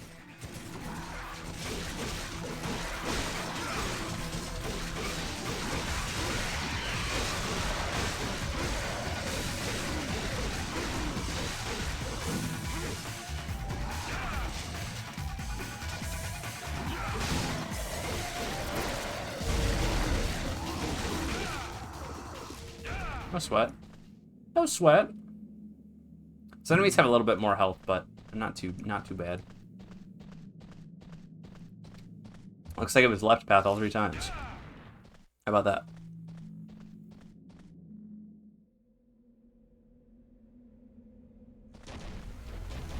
Made it to the other end. And oh god, it's a big boulder spider. These guys are a lot like Phantom. They have a kind of a specific weak point.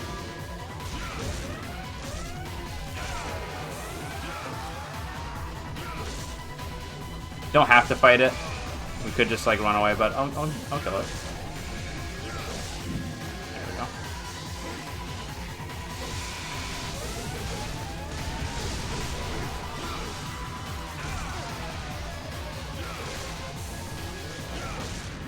There we go.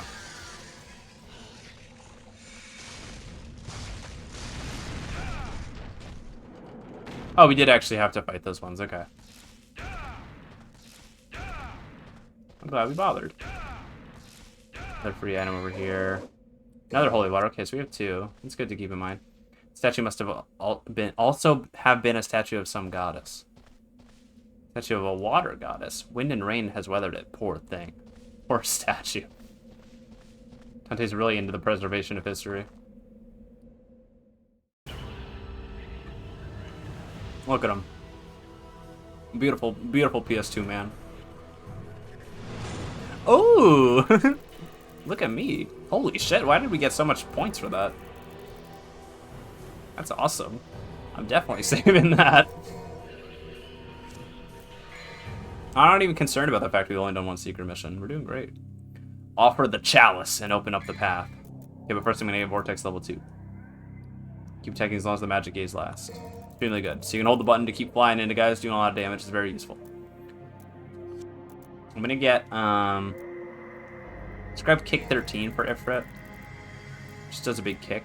We'll do the uppercut too. It's not essential, but I just kind of want it. So we have at least some basic moves on Ifrit. There's like one enemy type in particular that you kind of have to use Ifrit for.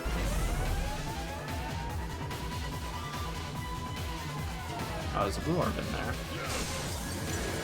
This guy, I don't think we have to stick around and fight if we don't want to.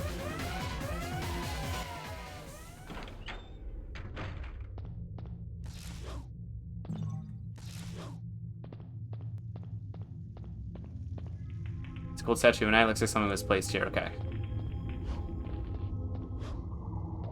Hold on.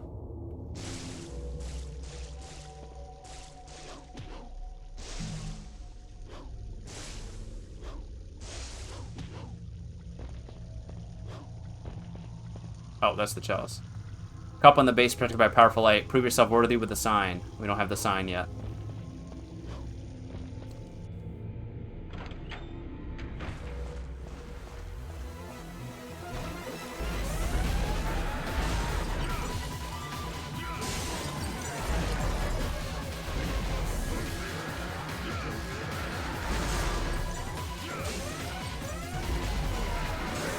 Ow.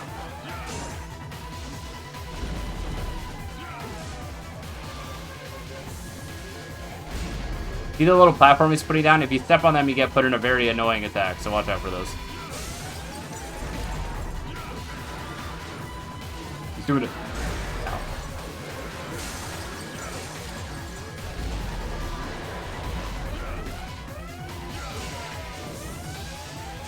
Try this.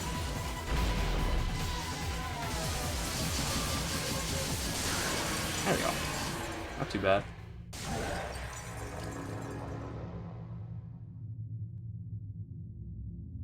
I don't know. I don't remember that being a mandatory enemy. Maybe this is for a little bonus. I don't know. Could be misremembering. It has been a little bit. Oh. Whoops. Okay. I think this might be how we get that blue orb there.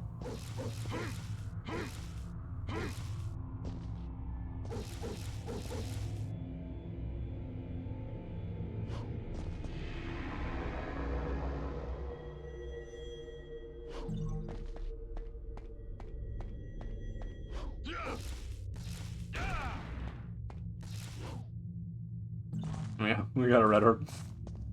Worth it. Even though the time bonuses are by far the best way to get currency, so it's actually not really worth it.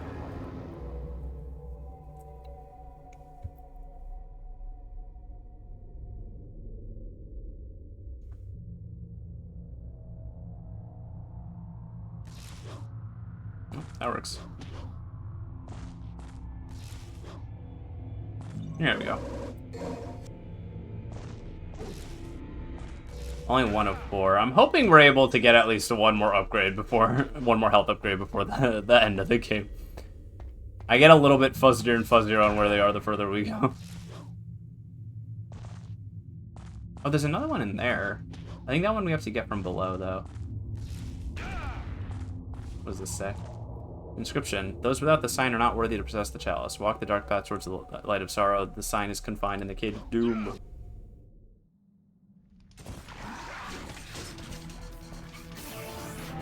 Try some Ifrit action.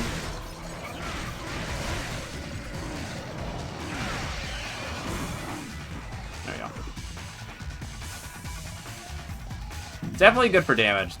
I think Ifrit's biggest weakness is range, just not having as good like Devil Trigger moves as Alistar does. Oh, hi guys. But we can just fuck guys up in Devil Trigger.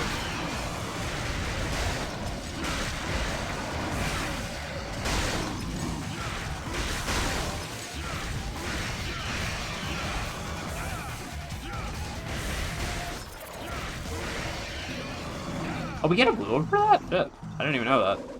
I was just fighting for fun.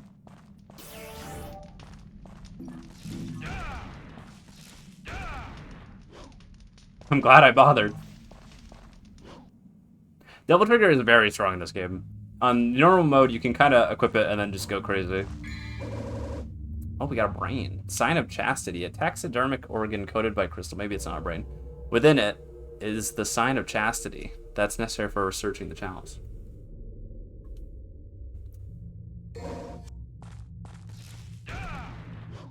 Average size Mensis cage. I don't think we. I don't know. We need to do all that again. They missed me. I don't know how that happened. Oof, bye, guys. We need the door over here, right?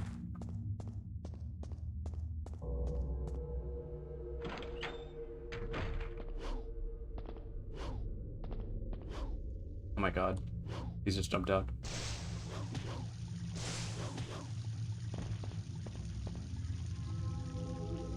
Sign of Chastity, that's right. I do not fuck. It is in my contract. Dante's not mine. Go to sell the blood of the divine dead.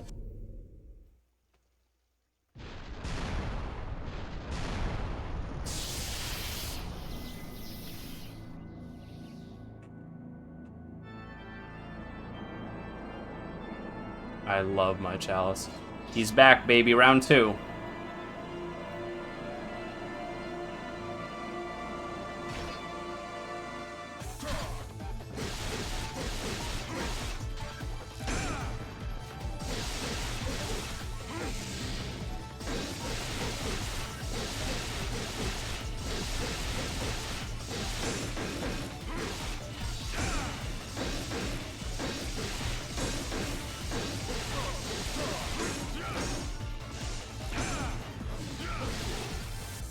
Not a terrible fight if you just kind of go crazy on the aggression. He does have some really strong attacks, though.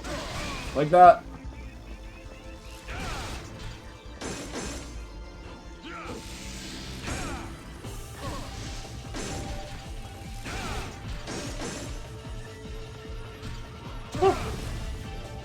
Try some of this.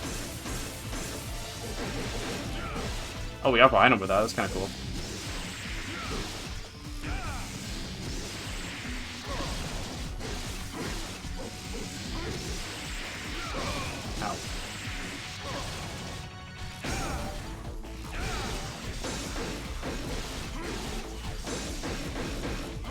Bam. There we go. Devil Trigger, my beloved.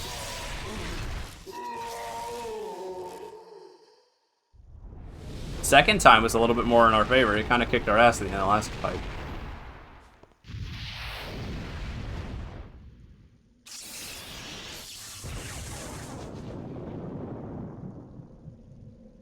Was that a death animation? Or perhaps something else?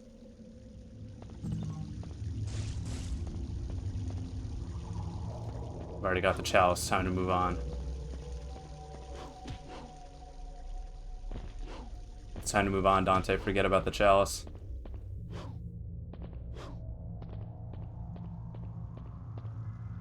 It's called Statue of a Knight. It looks like something was placed here. Here's the chalice? I think that's just called the chalice. It doesn't have any, like, actual title. It's just normal chalice.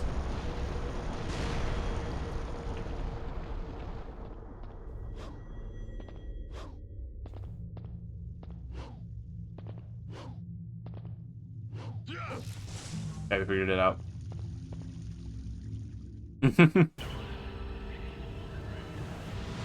B, I'll take that. I'm okay with that. I wouldn't put it on my resume or anything, but like, I'm okay with it.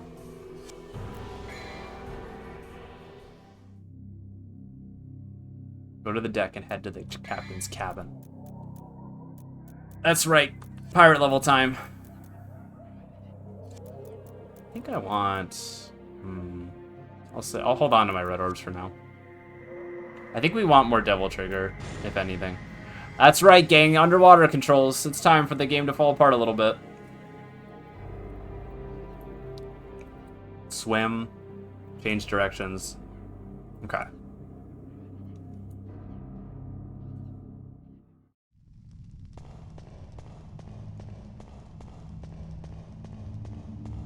You guys are really convincing.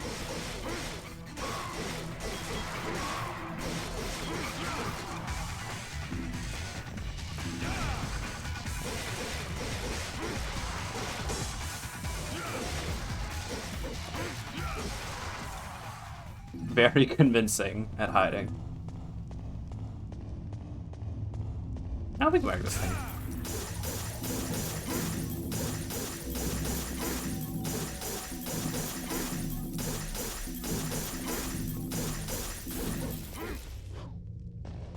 I'm not really sure how much that gives us total, but I think it's worth it.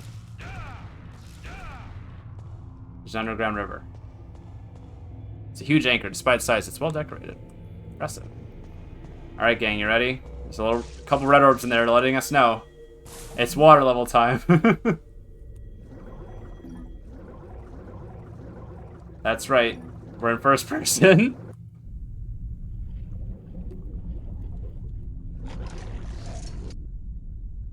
Oh, we don't have, we don't have the gun to shoot underwater yet.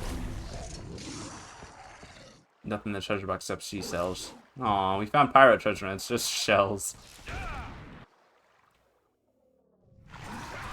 Ow.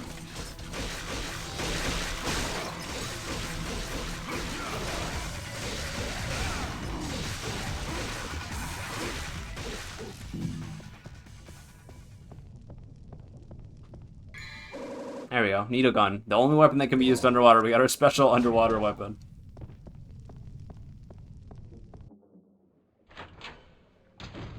Come up here. We can get to the deck. Locked shut. There's something written. I am the ship that carries the wandering souls on the brink of the underworld. Protect the ship and you shall be given the fire of St. Elmo. Okay. Oh. The guy came out of it.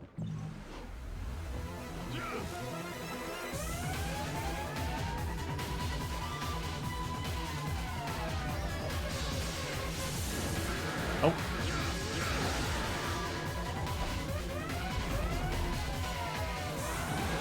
Ow.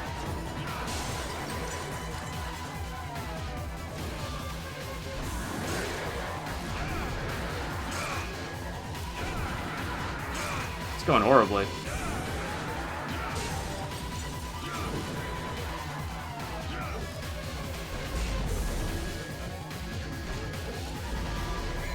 Let's equip our normal handguns for a minute here. Hey, we got a funny needle gun. We can't equip it.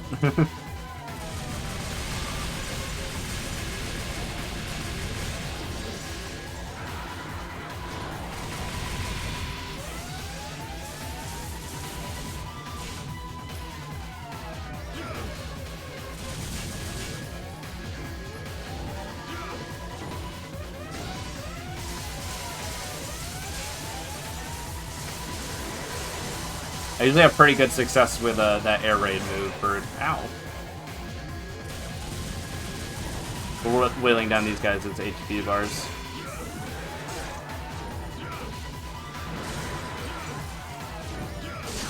There we go. Ow.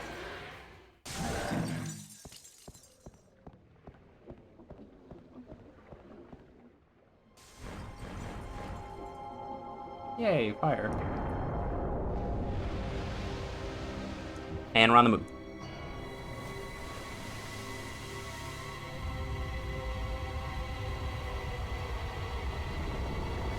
Hey!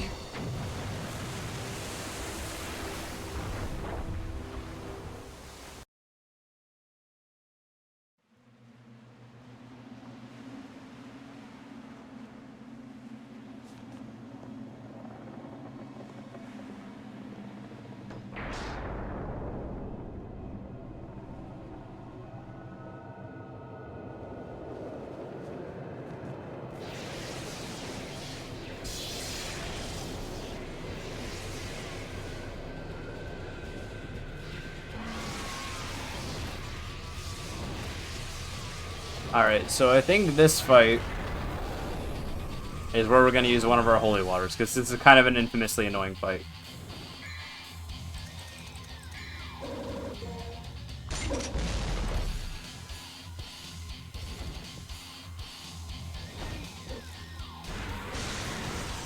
Whoa.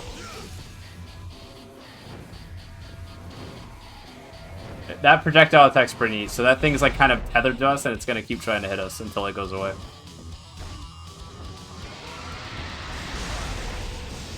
Ow.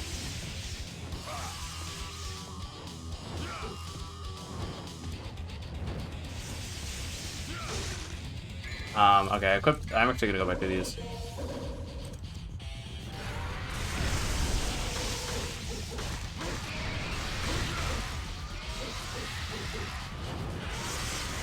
Alright, we're gonna do it. Fuck it. Holy water. Check it out, this might be the only time we do it in the playthrough. Pow!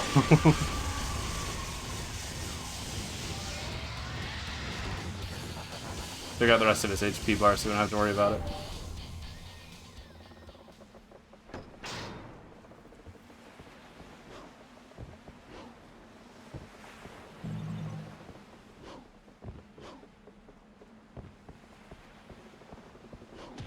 That fight can be really obnoxious because of the camera angles they chose for that.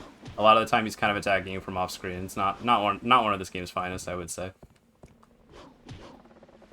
Griffin has a fight later that's a lot better. So it's not all bad, but that one's a little rough.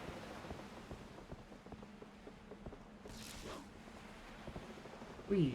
I'm a pirate. I thought there was something up here? I guess not.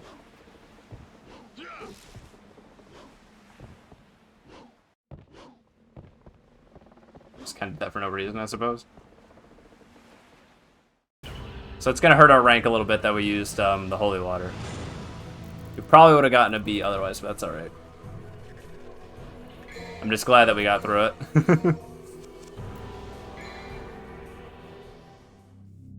Mission 13, Abyss. An escape from the ship.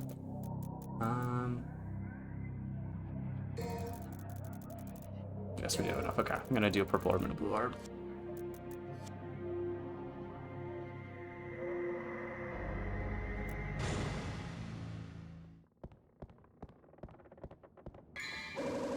Staff of Hermes decorated with 2 snakes coiled around the staff. Staff of Hermes was kind of foreshadowed earlier in the game, so we are gonna need to take that back to the castle.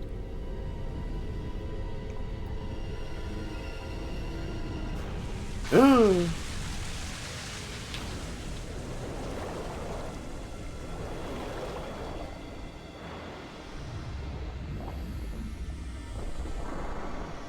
Mandatory water level time.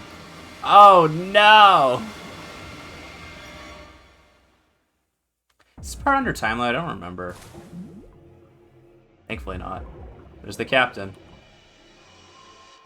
But he was a cool guy. Water pressure's too strong, won't open. There's got to be another way out.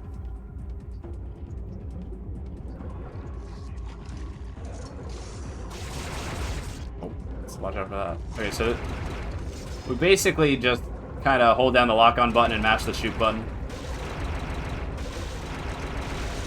until the enemies die. They shoot at you, maybe move a little bit. It's not very involved. Ow. There's a reason why not a lot of people like these segments.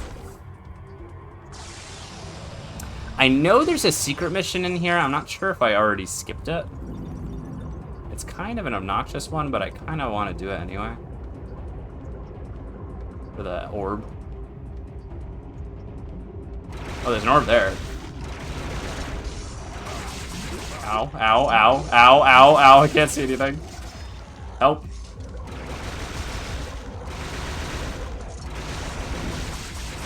Look at our style gauge to go up, though. We're killing it. We got up to an A. Hell yeah.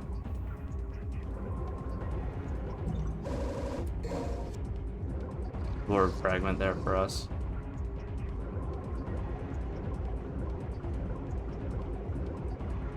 It doesn't look like there's anything else in here.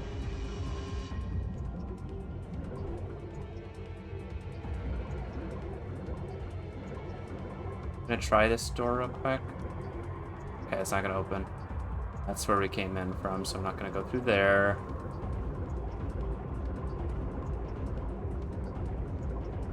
Yeah, I'm not positive. We might have already skipped it. I'm not that worried about it if we did.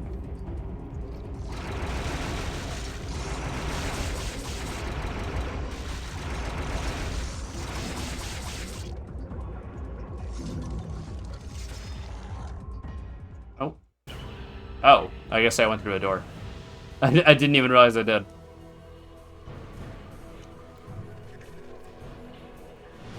That was a whole ass mission.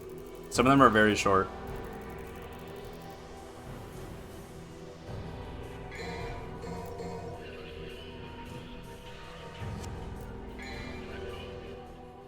It was a whole ass mission. We can go back in.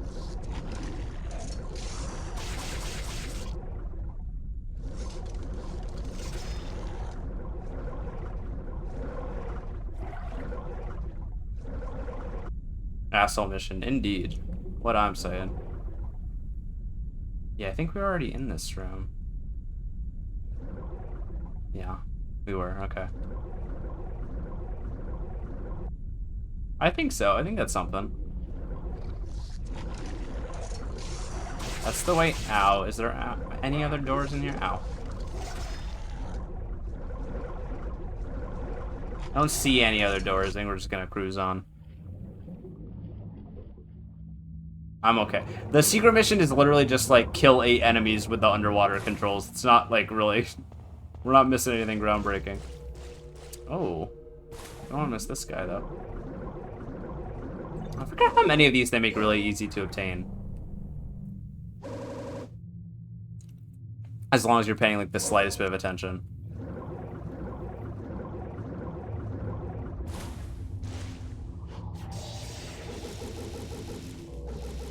Oh.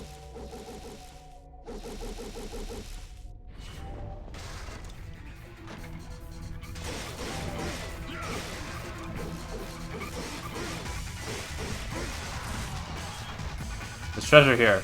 There's nothing that can be used as weapons. That's all done. Dante's not in it for the money. If he was, he wouldn't have gone into the devil hunting business.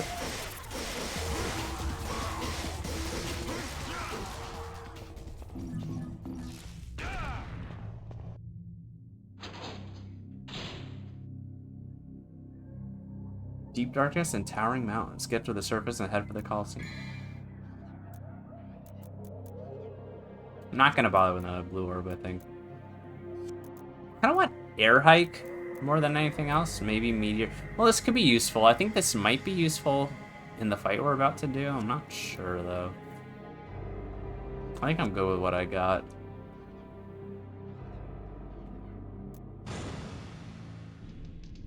That's basically it for the underwater stuff to my knowledge. I think it comes up very briefly another time, but there's something written. At dusk when darkness is near, the curtain shall fall. The dance of the bloodthirsty dead. Okay, what do you say?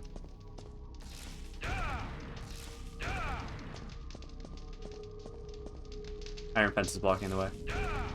Famously, Dante not strong enough to knock down a flimsy iron fence.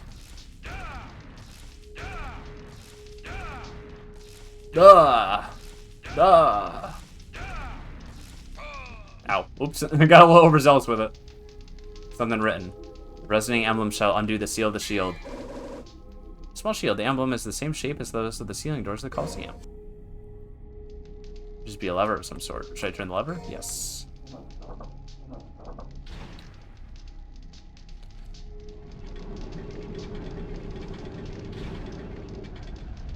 The booby trap is activated. So we're gonna do a little trick here to get through this faster. Use Vortex to just kind of dash through this part. I'm gonna take a little bit of damage. I could have kept it up, but that's okay. Makes it a little bit easier to get back there without taking too much damage. I say a little bit, it's kind of extreme. It's actually a lot easier that way. Oh. Oh, I missed that. There's a little secret waterfall path up there. I kind of want to check that out. I don't actually remember if it's technically a secret or if anything's worthwhile is up there, but I'm going to check just to see. Damn it, well I can't get up back here now. Ugh. Damn. There we go. Yeah, I should have hit this jump right. There we go.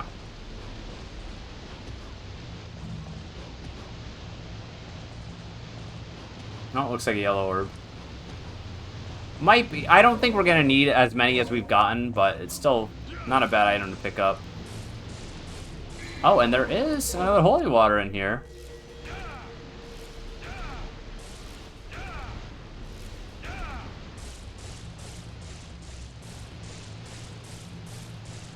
I think society started going downhill once video games stopped hiding things behind waterfalls, which I don't think they ever actually stopped doing, but I'm gonna roll with that for now.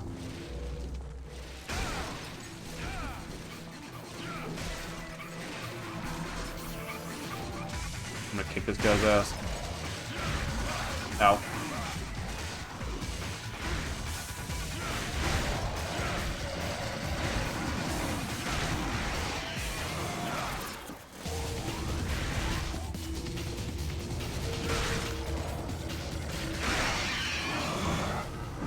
Couple hits of Ifrit in Devil Trigger is all you need sometimes.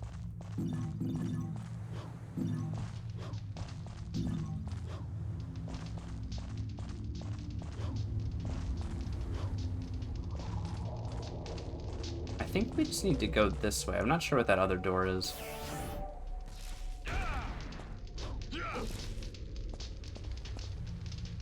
I don't know why there's a toll here.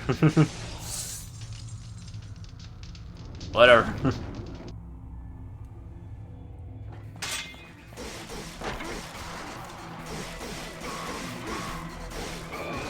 I tried to jump, it didn't let me in time.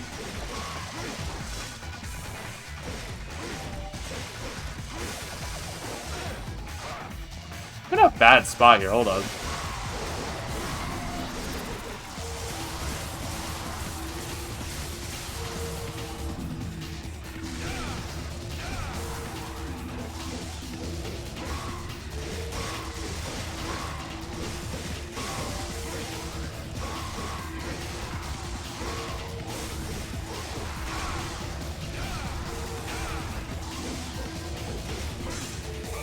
Ow.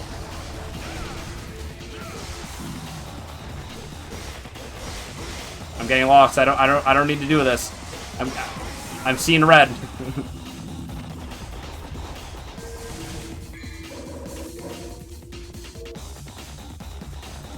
Ow. Jesus.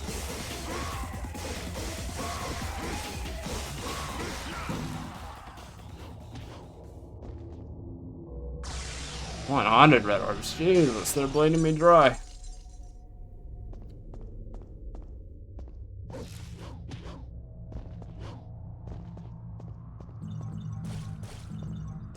Oh. Sometimes those camera angles trip you up. You have unsealed it. Oh, that was a mission? I didn't realize that was the whole dang thing.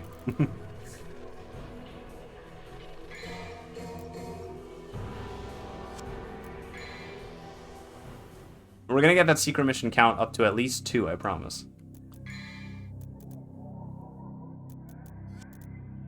But we didn't really get much more to work with, so I'm just gonna keep it on. Use shield and paralances to conquer the mausoleum.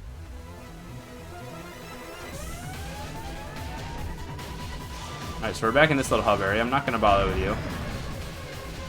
I think this is a pick your poison type situation. We have these 2 shields we can do. I don't remember which one's better or worse, or if they're identical. I'm just gonna unseal this one.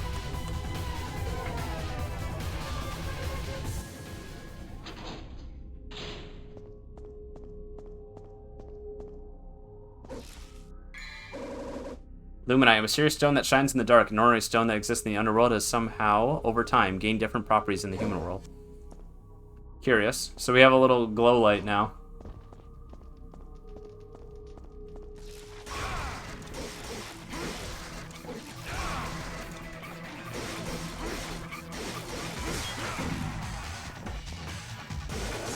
Ooh.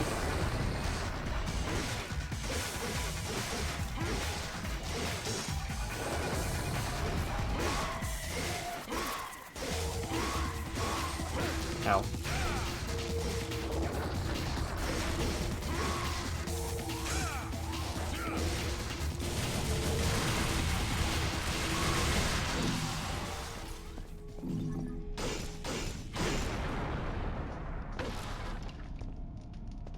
I think there's an easy blue orb in here. Yeah, nice.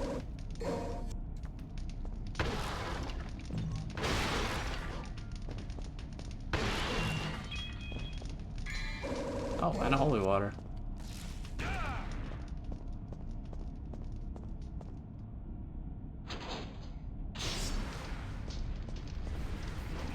Yeah, I don't know. I don't think I'm gonna deal with this room. Uh-oh.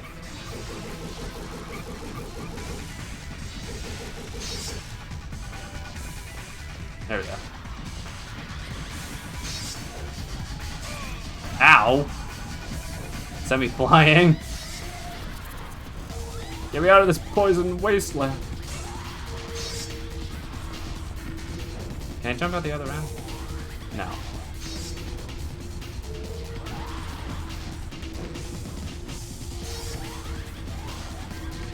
There we go. Something written. In the Colosseum, infest the Conqueror with his lance. The time has come to open the door. I agree.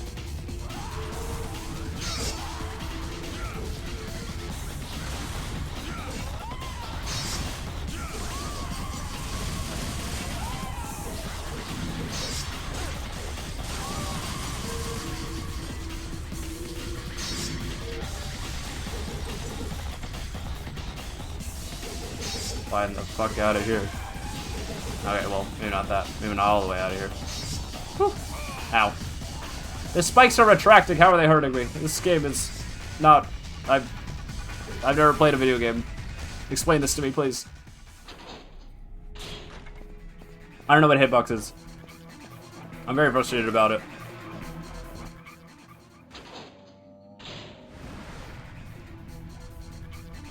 Oh shit. Nighttime. It's dark and spooky now.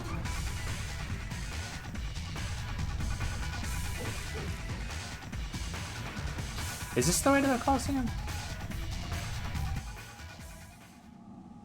No. Oh!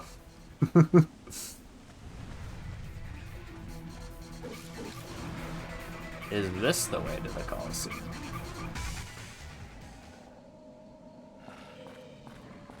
No.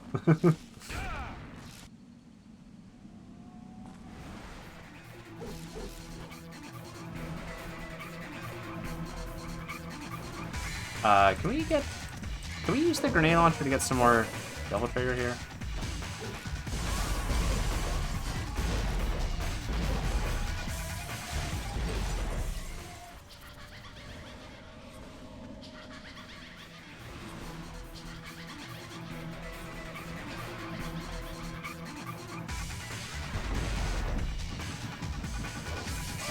Ow.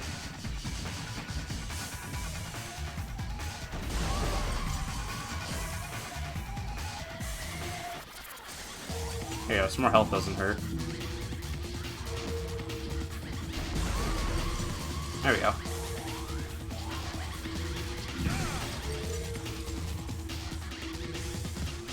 Ba ba ba ba.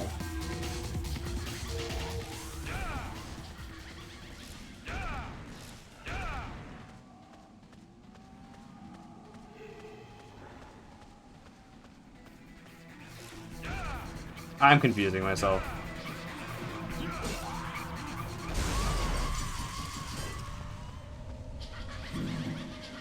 I don't remember which way actually goes to the Coliseum. What is... Wait, I didn't realize you could go both ways. Where does this go?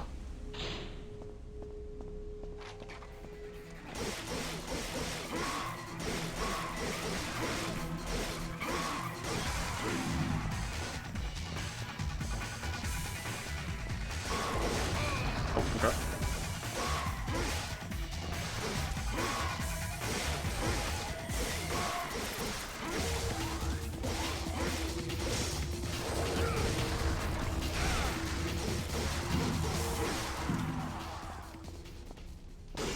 Can we get another blue orb down here, or...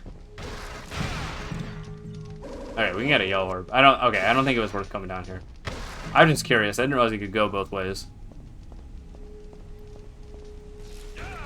I thought you kind of made a choice when you used the shield item.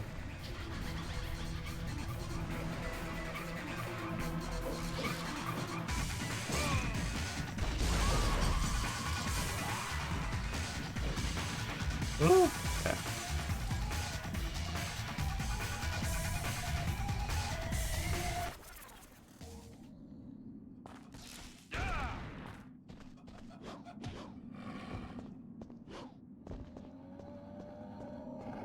Is that a cow? Who's moving in here? This is not where we need to be, by the way. I'm very confident about it. I'm just curious what's making this sound. I guess there's no enemies in this room. It's just spooky ambience.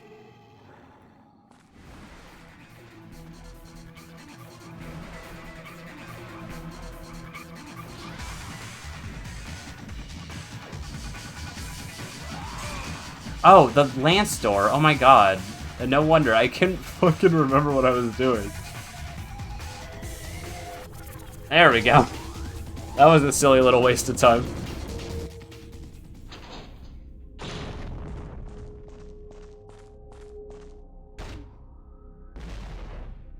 I think we want the handguns for us. I can hear someone speaking to me inside my mind. Offer a sacrifice to the Colosseum, it shall connect the path to the Wheel of Destiny. Oh, a sacrifice. Cool.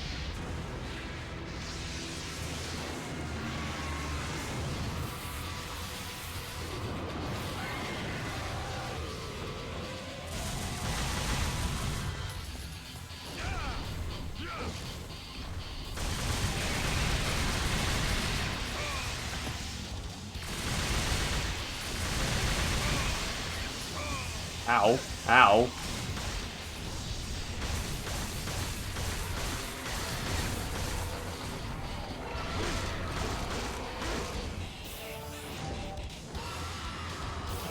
Hey, come back here.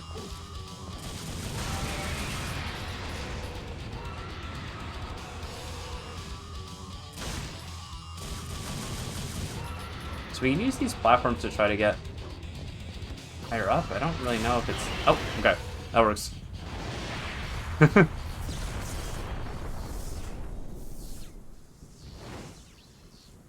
think we broke his wing, so I think he's grounded now.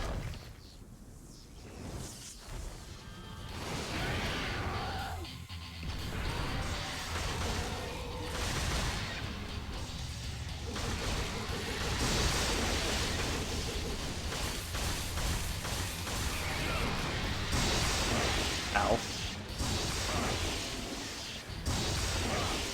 Jeez.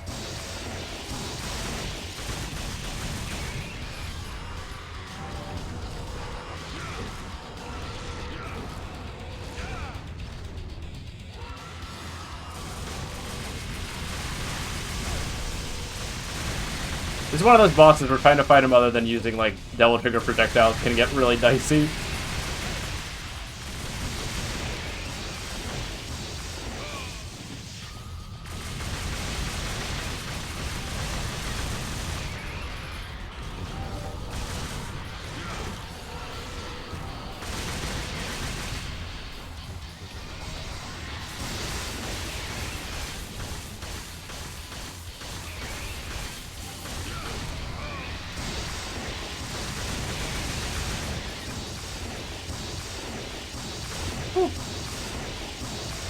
Ah, we got a little too dodge happy, but that's okay. We got him.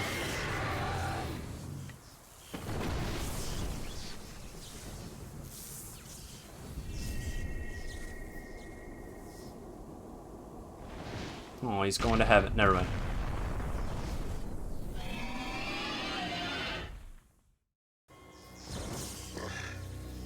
Yours are definitely the powers of Sparta. Even more so. But I cannot let you live.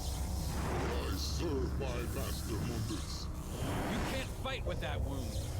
Mighty is the Why are you so concerned, Dante? Master, grant me one last surge of power. The power to finish him. You can't fight with that wound. We gotta get you to a hospital, buddy. Hop on. Just like carry someone on his back. Master Mundus.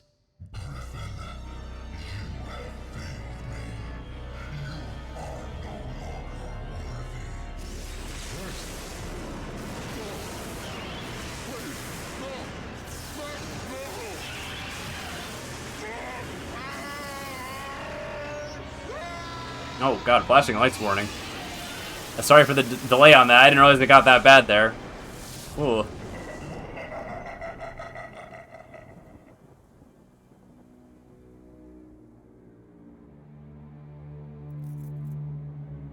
Hey, that's fucked up.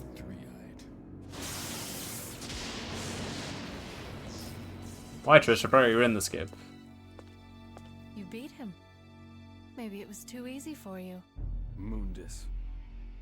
His heinous ways make me sick, killing even his own, like they were nothing.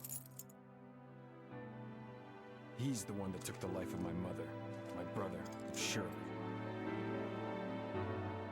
My mother used to always tell me that my father was a man who fought for the weak. He had courage and a righteous heart. In the name of my father, I will kill Mundus.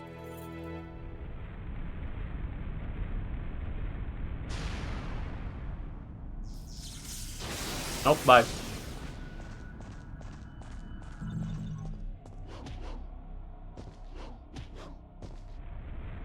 Whee!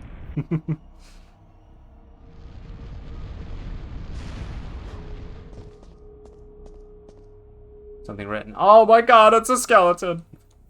The King of Avalon shall turn the Wheel of Destiny and take the story to the beginning land. The beginning land. And play resembling Destiny's repetitive cycle. Just kind of a normal wheel, but alright. We had a lot of orbs. I guess we killed a lot more enemies than we needed to.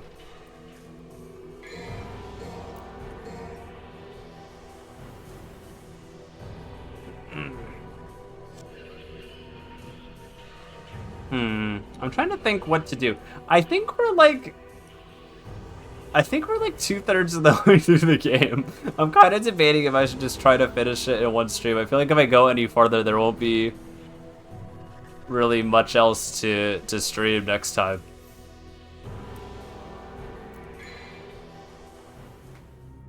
On 16, there's 24.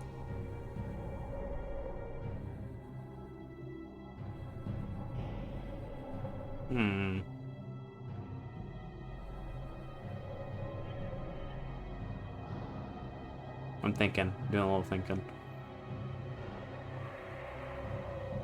I don't know. If we save it for another stream, it'll probably be really short. So it's what, 9:45? I don't know what to do.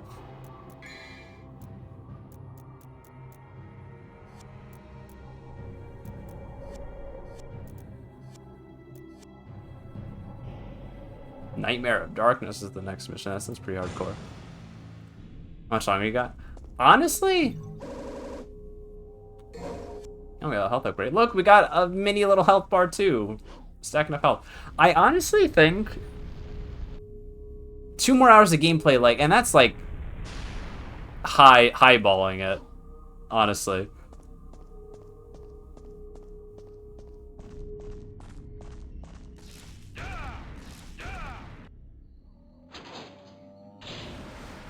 see. I know there's a secret mission here. Okay. Stairway of Tranquility. Acquire the book at the end of the Stairway of Death. Sending me mixed messages here.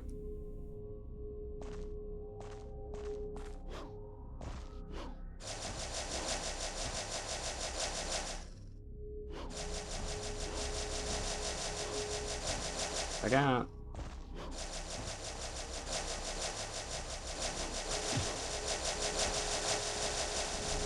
Oh my god, they're laughing at me. Please stop.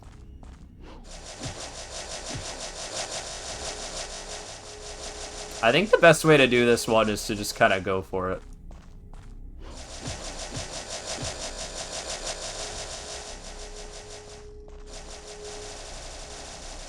We gotta get that camera line up too. I don't have like manual camera control, so I'm kind of moving around to get it to do what I want.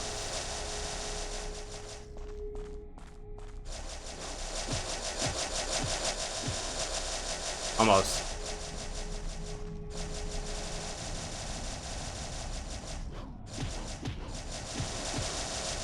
Yeah, there we go. Just kind of do it. Bye, guys.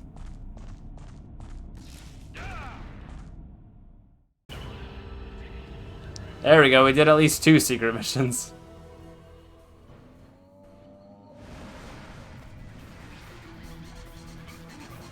We just leave here. I don't know. Oh, I don't know how I'm feeling. Let's see how long it takes us to finish this mission, I guess.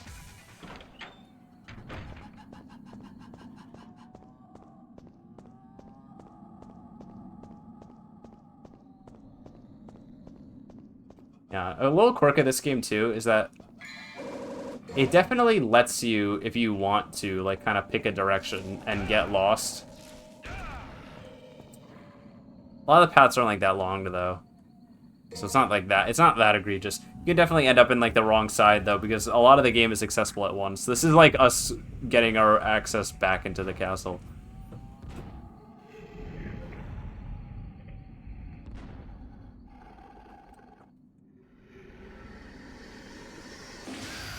What's up?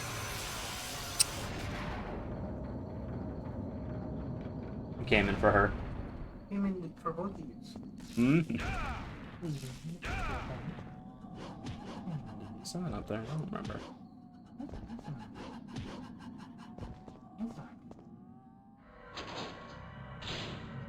Right before she hisses. Mm-hmm. Oh, now the castle's dark and scary. It's nighttime.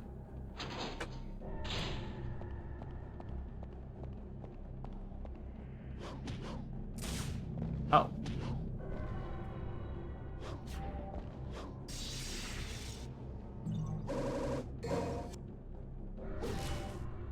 There's another friend. I don't remember them giving out this many. I'm having a good time with these.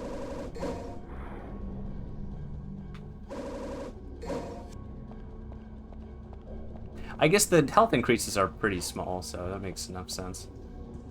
Oh, the statue's gone. Hey, remember when we read a memo at towards the start of the game about a statue disappearing? Me neither.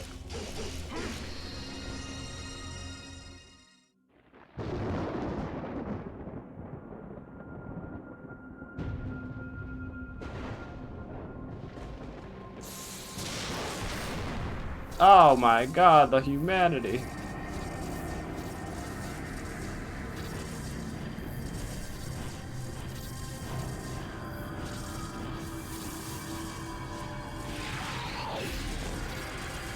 These bad enemies that are kind of high concept turn into a clone of us. I don't think any of these enemies are ever mandatory to kill. Could be wrong about that.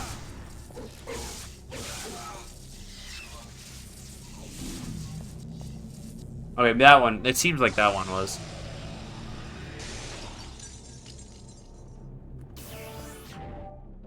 Also, I don't. They might be weaker to Ifrit because they're like lightning elementals, but I don't know that for certain.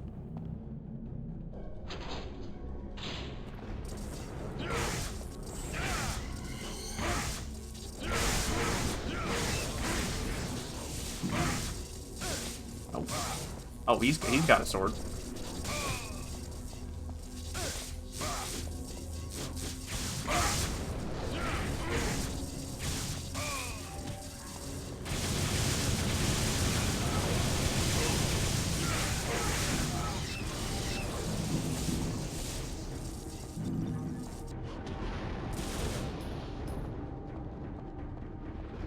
Oh, this is sealed off completely. I didn't remember that.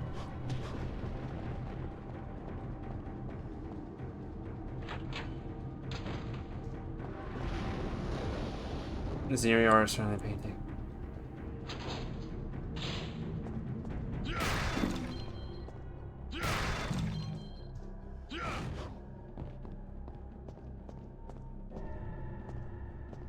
Here's the thing. I remember the layout less of these later levels.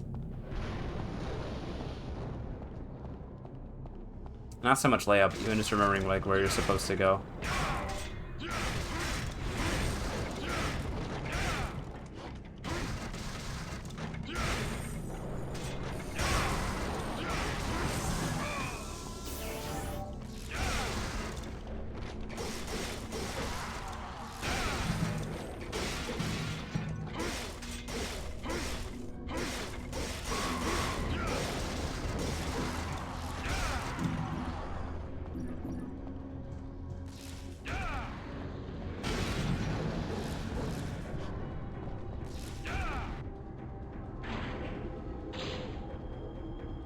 Ooh, scary puddle.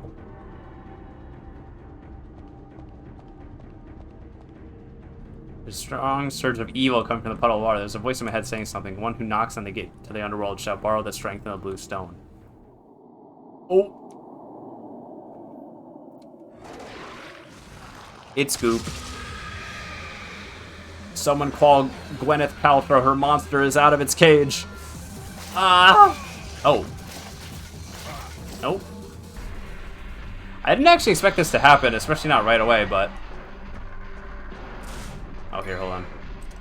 Try I can go for these. This boss, Nightmare, can eat you up a little bit and force you to refight a couple skeletons, or skulls rather, and a previous boss. Take those out, and then our good friend Phantom is just kind of sitting here. There might be a skull we missed somewhere. Yep, there's one. Oh, two.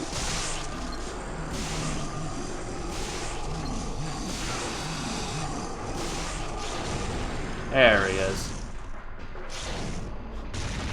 I think we want the grenade launcher for when we actually get out of here. You should have a smaller health bar since, you know, we're in a boss fight against a different enemy. Oh my god.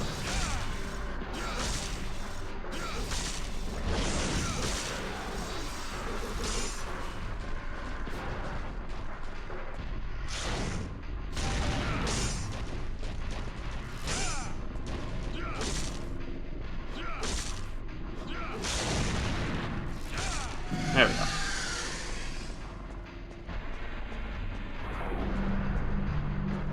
And if my memory serves, it should do a chunk of damage to the boss that we haven't actually gotten to fight yet. Yeah, saw a little chunk. So Nightmare is completely invulnerable until we turn on one of these lights.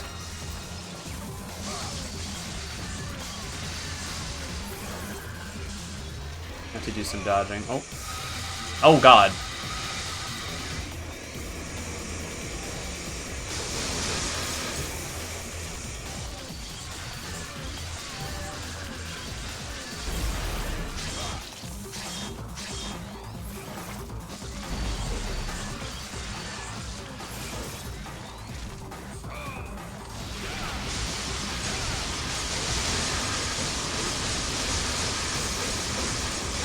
Okay, this will work, okay.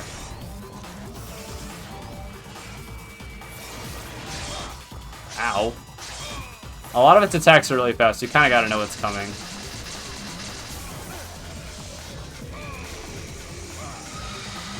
Jesus.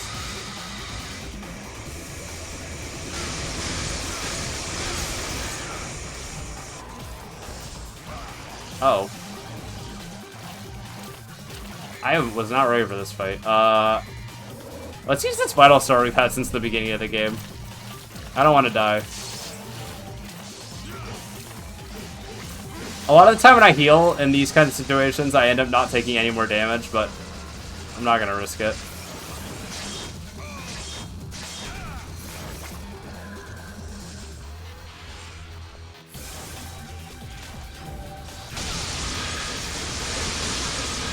finish it off there.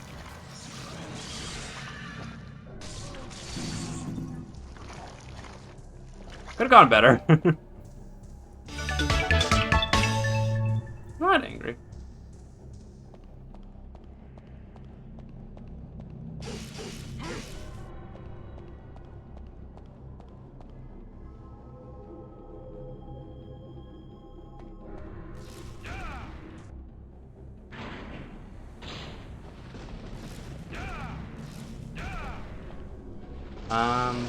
Nope, Dante. Okay, I didn't want to do that. I wanted to just jump normally, but because I was right on the edge, he decided to hop in. I'm not even sure if we need to go this way yet. I just happened to check it out.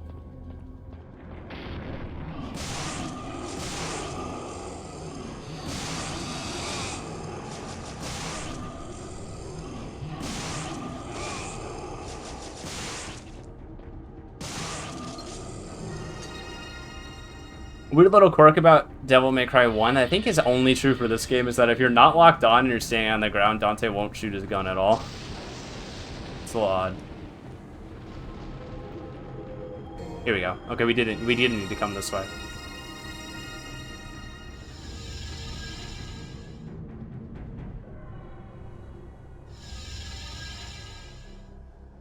Now this, if you think I remember what the hell we're supposed to do here, you have way too much faith in me. Okay, well, that's a good start, at least. You know what? I'll take that C proudly.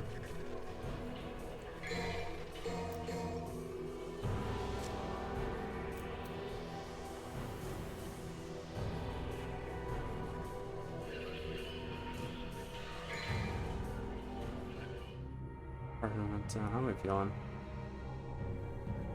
I think I'd prefer to chill a little bit. Instead of just playing right up until I have to go to bed and get ready for work for tomorrow. So we'll do another quick DMC stream. Maybe I'll have something else planned for afterwards so we finish like in an hour or something, or it'll just be a short one. It's good to be back, baby. I do like this game a lot. It's not my favorite Devil May Cry game, but it is in my top 4 favorite Devil May Cry games.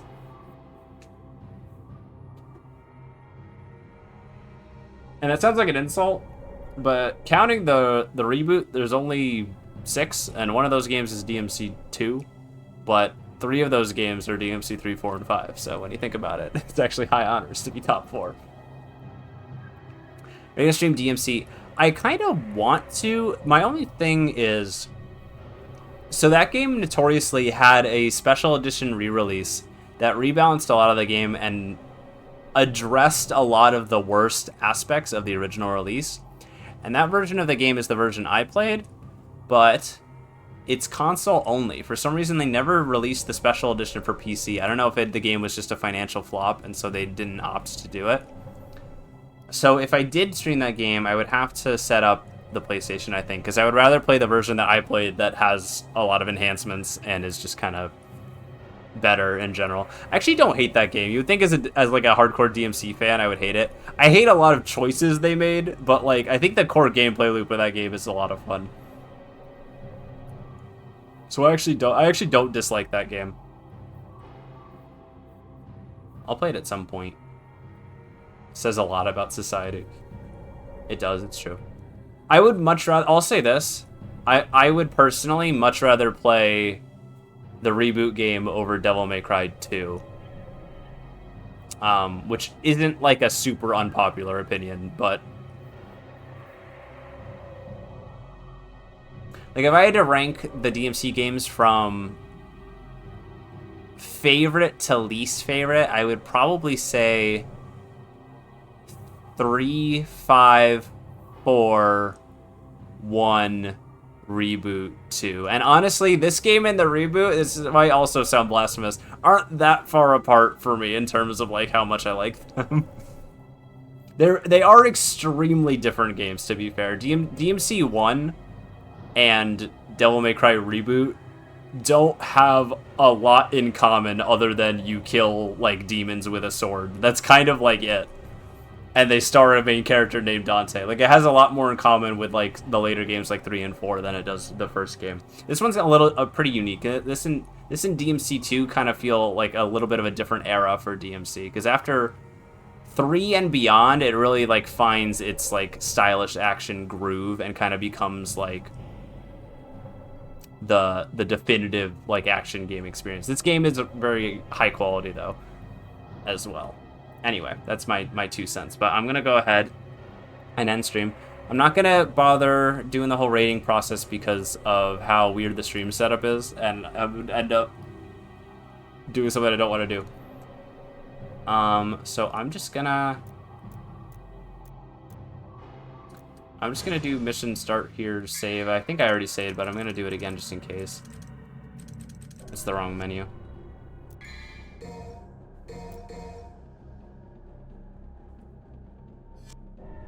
And we'll come back to this soon. I don't even know if I'm gonna wait till Thursday. Honestly, it should probably be a really short, casual stream to finish this game.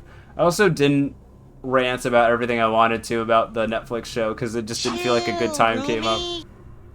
It turns out it's really, I sat down, I was like, I'm gonna play Devil May Cry and rant about everything I didn't like about the show, but instead I started talking about things I like about this game and the series as a whole, which, you know what, positivity for the win. Raid Travis me all right now, I'm good. That was the intention. I will say this. One last thing before I go. You're never gonna get rage bait clicks like that. One last thing before I sign off for today. One extremely positive thing about the Netflix show coming out is that the Devil May Cry games did see, and I think are still seeing, because it's still a pretty new show, a big spike in, like, active players that they haven't seen in a while, like at least since 5 came out. So that's cool. If it's getting more people to try Devil May Cry, like, for real, that is a good thing. It's at least, I don't know how, it's at least appealing enough to people who are watching it with no context that they're going, oh, I want to see what the games are like now, which is kind of wild to me, because honestly, I think that show's downright heinous, and it's extremely poorly written. I don't really know what, like, even outside of being an adaptation of Devil May Cry, like, I've seen a lot of people talk about how it essentially sends the opposite message of the games, whereas like Dante being a human is like his like, in the context of the games, it's his like best quality, and he values humanity and the ability for humans to feel empathy and emotions, like, very highly. And the message of the Netflix show is that humans are inherently afraid of things they don't understand and would prefer to just, like, kill shit, and the humans are the real monsters, basically. Which is a message I've seen in other pieces of media, so it's not, like, wholly unique to that show. It is weird to take a franchise that says basically the opposite thing and then graft it onto the story that you want to tell that doesn't really fit anything, like, from the context of the games. But that doesn't inherently make a piece of media bad on its own, though. Like,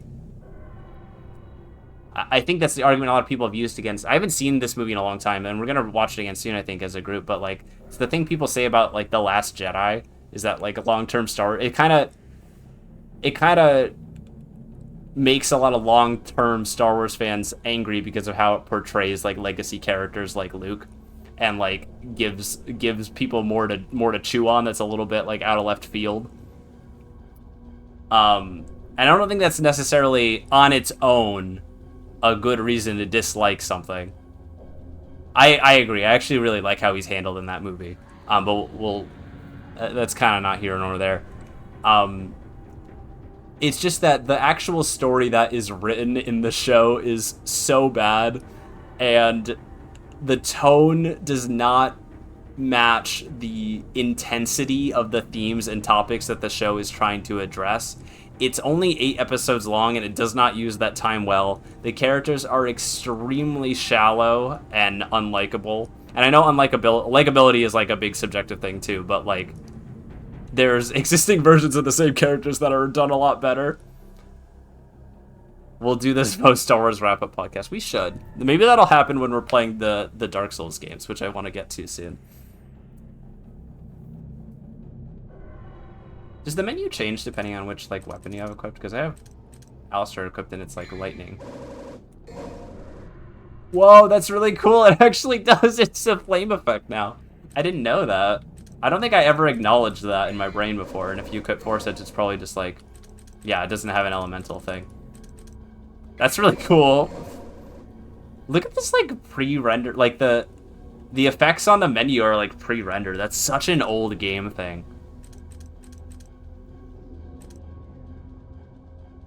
It's like pre-rendered effects layered over the menus.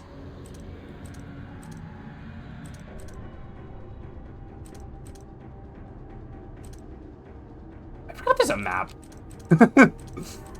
Probably useful sometimes.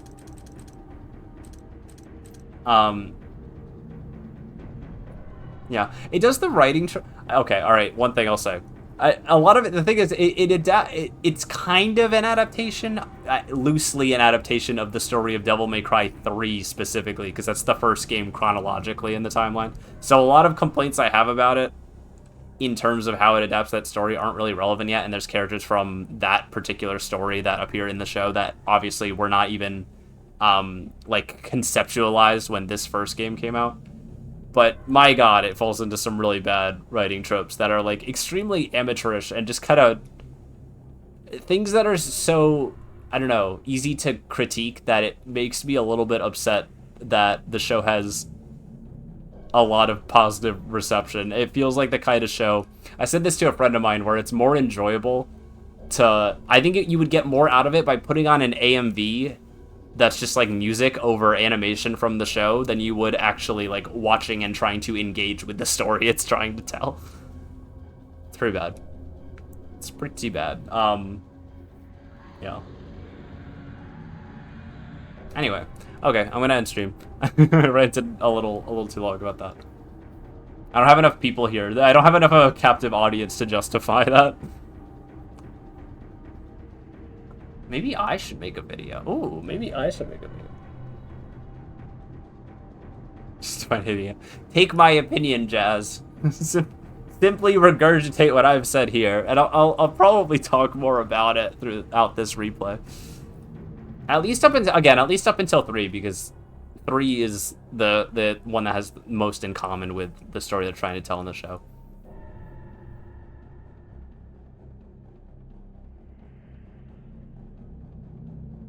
God, there's some heinous shit in that show.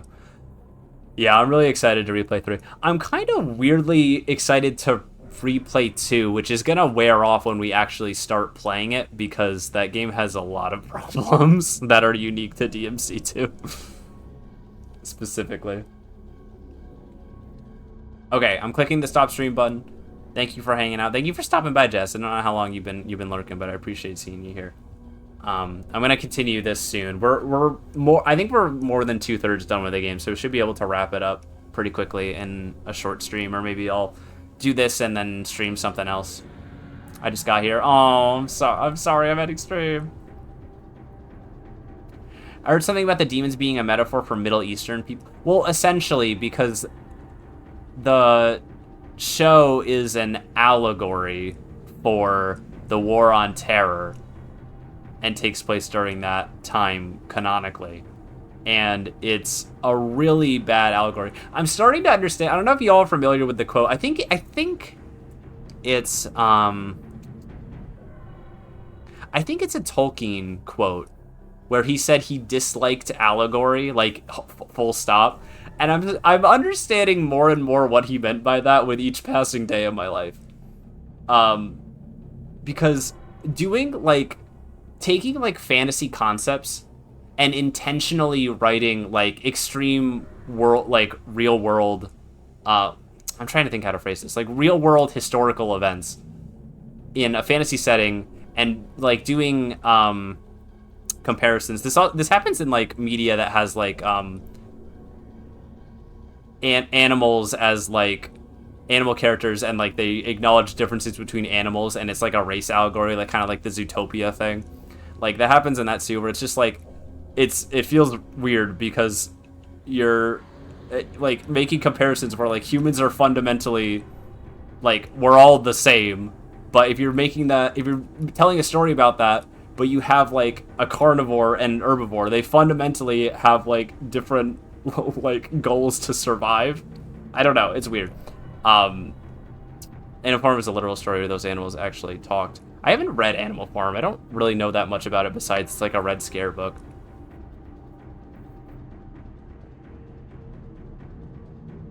Retweeting a tweet about how bad the lady design was. Yeah.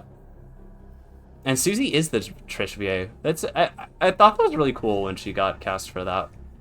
Cause she's been making content for like around like Devil May Cry and those games for a long time. She does good work. I like her videos a lot. That is funny though. Well, lady design is bad. I could go on and on about it. I could. This stream was supposed to end like 10 minutes ago. Literally. She's literally Capcom's biggest fan. For everything that comes with that. Yeah. Like, I don't know if am I gonna get into this? The Netflix show, like, doing the... It has, like, the demons, like, the normal Devil May Cry demons, which are just, like, straight up, like, villainous monsters. But then it introduces this concept of, oh, there's also this, like, race of demons that is, like, genetically related to and descended from, like, we have, like, a common ancestor with them, we being humans. So they're basically just humans who live in the demon world and have some demonic features. And it does the whole, oh, well, the US government just wants to kill them because they just see them as like a threat and they don't understand them. And it's like, demons are scary, but really they're just normal people. And the allegory gets stretched so thin because there's also a bunch of creatures in the demon world which are also demons that are like horrible, terrifying monsters. So the main villain is like trying to basically close the portal or open the portal that's separating the demon world from the human world so that there could be like an equilibrium and like people can have a fair shot at life again because the demon world kind of sucks. Yeah, the irony of the creator show. Yeah, agreed. It's insane. Yeah, like that's the thing. How can you be like a fan of Trump and Asmongold, but you're critiquing like the war on terror? Like, do you know which party was in power? And don't get me wrong, this is like, I'm not saying that Republicans are like the sole cause of all that, but like they were the ones in power like post 9/11 who got their foot in the door in a lot of that. And I don't know, it's weird. It's weird. It's extremely weird. I don't want to get too deep into the weeds because I'm going to show my ass and how like uninformed I am because I'm not a history buff. I try to be informed where I can, but I'm not a history buff.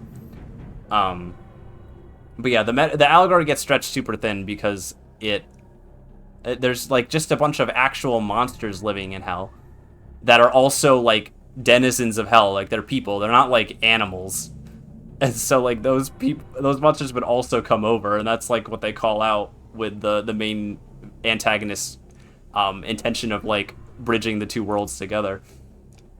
And like, so what are you saying? So are you saying that if this is an allegory for people living in the Middle East, are you saying that like a huge chunk of them are monsters? Because like, I don't know how else to interpret that. It's just not a well thought out metaphor. I don't think that's the intention. I just think it's really like surface level, poorly written, was not thought through. And what's insane is that show has been in development for so long. Like Kevin Conroy, rest in peace. I'm not too familiar with his work, but he was like a very prolific voice actor. He passed away in 2022, and he voiced the vice president in that show. And the show came out in like what, April 2025, like last month. Yeah, I like the Evanescence song too. I don't have any problems with that. I'm an Evanescence defender a little bit. I grew up like I was like young when they were big, and I like really liked a lot of their big songs. So I'm an Evanescence defender. Shit, I lost my train of thought. Yeah, like so he recorded his lines like years ago, and the show came out. And it was in development for so long, and I'm not gonna act like I know about the development of TV shows. I don't work in television. I don't know a lot about working in television or in animation, but this show has been in development for so long. It has 8 like 30-minute episodes. It is not a long show, and it is so poorly thought out, and I don't understand where that time went. I genuinely don't. It like does not reflect in the quality of the product at all. It's so bizarre. There is some really competent animation and good set pieces, and occasional like there'll be like a line that I like, but it is such like a miserable, weird little experience. It's so bad. It's so bad. All right, okay, all right. We gotta stop. I meant to end this stream. Keep going on about it. We've opened Pandora's box. I gotta get out of here.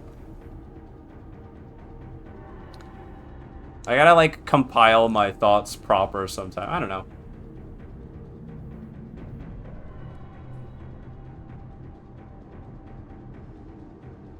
Okay.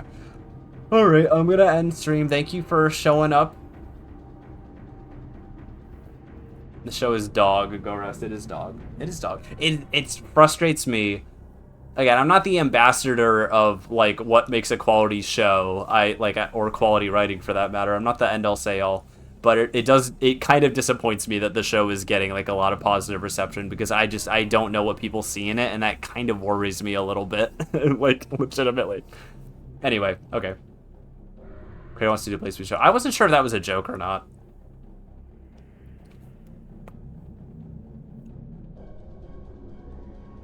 I appreciate that people have been doing like little meme videos with like from the visionary Adi Shankar. I think I said his name very wrong there. I apologize. Well, he sucks, but like still I want to be able to pronounce his name right.